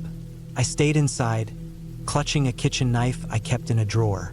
When morning came, I found a note slipped under the door. It was written in messy, uneven handwriting. "You shouldn't be here. Leave." My hands shook as I held the paper. There was no signature, no explanation, just those 3 words. I tried to convince myself it was some prank, but the fear was real and sharp. I felt watched, hunted even. I knew I had to leave, but the road out was long and winding, and the nearest town was miles away. The only way was to walk down the gravel path and back to my car parked at the main road. But I was afraid to step outside. I spent the day checking and rechecking the cabin. Doors locked, windows shut tight. I even piled some furniture in front of the door, hoping it would stop anyone from coming in. But the feeling of being trapped grew heavier. That night, the noises came again. Footsteps around the cabin, scraping sounds, low growls that didn't sound quite like an animal. I stayed up all night, sitting by the fire with the knife on my lap, listening. The hours crawled by like they would never end. Just before dawn, I heard something at the back door. Heavy breathing, then silence. I waited with bated breath until the first light of morning filtered through the curtains. When I finally stepped outside, the door was scratched deeper. The wood splintered where someone had tried to force it open. The furniture blocking the door was knocked aside, trampled into the dirt. I didn't want to stay another moment. I packed as fast as I could, grabbed my bag, and hurried down the trail to my car. Every crack of a branch, every rustle made me jump. I kept looking behind me, half expecting someone to be following. The drive back down the mountain felt like a blur. The sun was up, the roads dry, but I didn't stop until I reached the gas station in the nearest town. I bought a phone card and called a friend to come get me. Looking back, I think what scared me most wasn't the noises or the footsteps. It was the feeling of being watched, and the fact that someone else had been there, unseen, stalking that cabin. Maybe a hunter, maybe someone who wanted the place for themselves. Maybe someone just looking for a way to scare off a stranger. I never found out who it was or why they targeted me. When I told the local sheriff, he nodded and said the area was known for occasional break-ins and people who didn't want visitors. But no one had ever seen anyone. No arrests, no explanations. I didn't return to that cabin or that part of the woods. The experience stayed with me for years. A reminder that sometimes the scariest things aren't monsters or ghosts, but other people, and the wild places where no one is watching over you. In the end, I'm just glad I left alive and unharmed. The cabin itself was innocent, just old wood and silence. But the fear came from something very real. The presence of another human, someone who didn't want me there, and who wasn't afraid to make sure I knew it. That kind of fear stays with you. It's not easy to forget.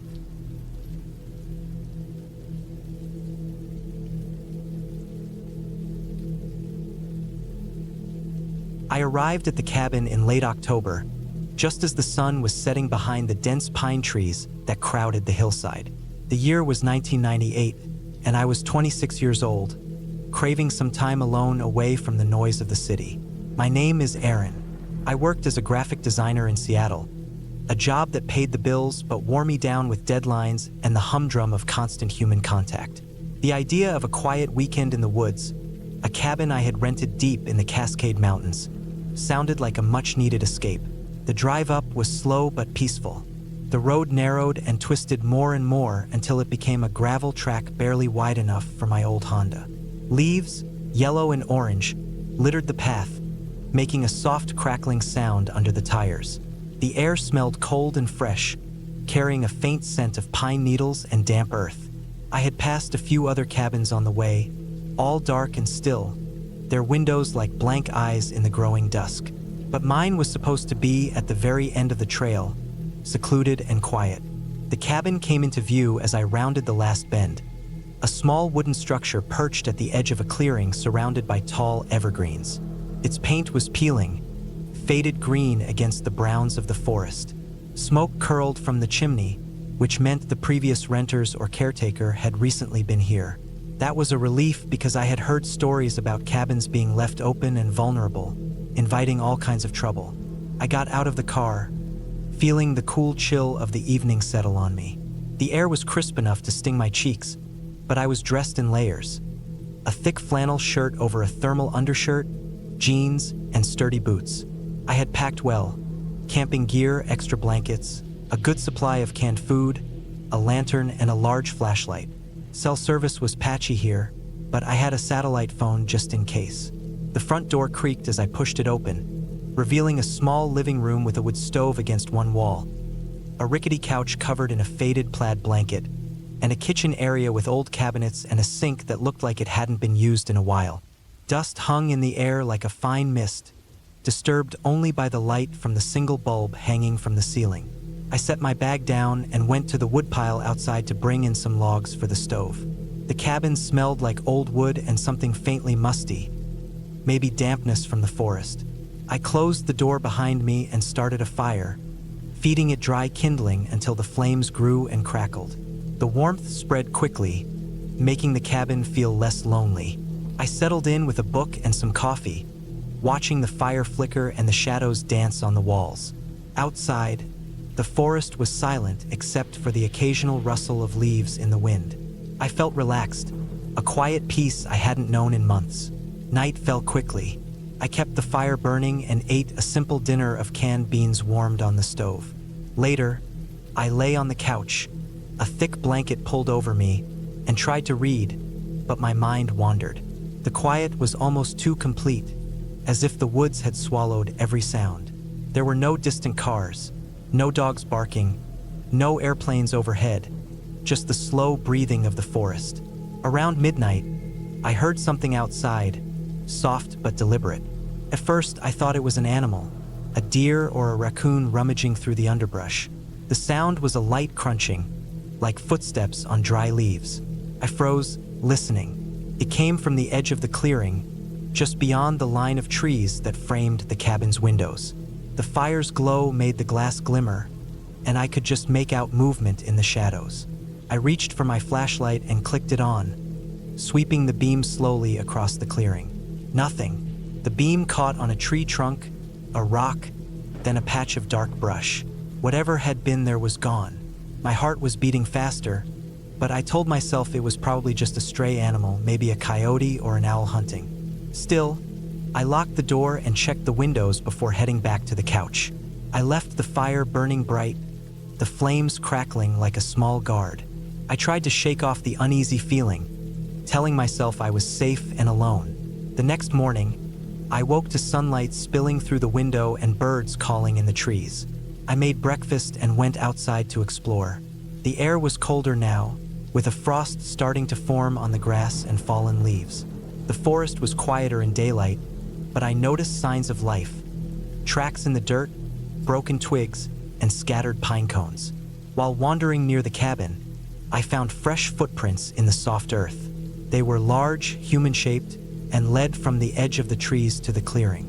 The prints were too big to be mine and looked recent, the mud still moist. My stomach tightened. Someone had been here last night. I circled the cabin, careful not to leave my own tracks over theirs. The prints went around the back, toward the forest. I followed them cautiously, the trees growing denser and the light dimmer. The sound of a small creek nearby guided me. About 50 yards into the woods, the footprints stopped abruptly. The ground was disturbed, as if someone had crouched or knelt there. I scanned the area. There were broken branches and flattened grass, but no other signs of a person. That afternoon, I tried calling my friend back in Seattle, but the signal was weak. I sent a brief text and hoped for a reply. The solitude, which had felt comforting before, now pressed in on me. I kept the fire going, checked the locks, and stayed alert. That evening, as darkness settled again, the sounds returned: footsteps, crunching leaves, and now something else. The faint sound of breathing outside the cabin made my skin crawl. I didn't sleep well. Every creak of the old wood and every whistle of the wind seemed amplified in the stillness. The third day was colder, and I decided I wouldn't stay longer than planned. But before leaving, I wanted to make sure I understood what was happening. I took my small pocket knife and a heavy flashlight and walked the perimeter of the clearing again. This time, I found something I hadn't seen before: scratches on the wooden siding of the cabin, low to the ground, jagged and deep. They looked fresh, and there were smudges of dark dirt or dried blood near them. My heart pounded as I realized someone or something had been trying to get inside. I thought about calling the police, but my phone had little signal, and I didn't want to make a scene or risk getting stranded longer. Instead, I sat tight, stayed inside, and prepared for the night. When darkness came again, the noises outside grew louder, more insistent. Footsteps circled the cabin, sometimes pausing, sometimes retreating. I could hear heavy breathing and low grunts. I gripped my knife and flashlight, waiting for dawn. At some point in the night, I heard a sharp knock on the door, a single, loud rap that shook the frame. I didn't move, didn't respond. The knocking didn't come again. Eventually, the sounds faded, replaced by the quiet that stretched long into early morning. When I woke, I packed quickly and drove back down the mountain, not looking back. The feeling of being watched stayed with me for hours. It was only a few days later, back in Seattle, when the news reported a man had been caught trespassing and breaking into cabins in that area. He was desperate, hiding from the law and struggling with addiction. No one had been hurt, but the terror he caused was real. I thought about that man, about the fear and hunger that drove him into the woods, breaking into places where people tried to find peace. And I was grateful to be safe, to be back among people, and to leave the silence of the forest behind.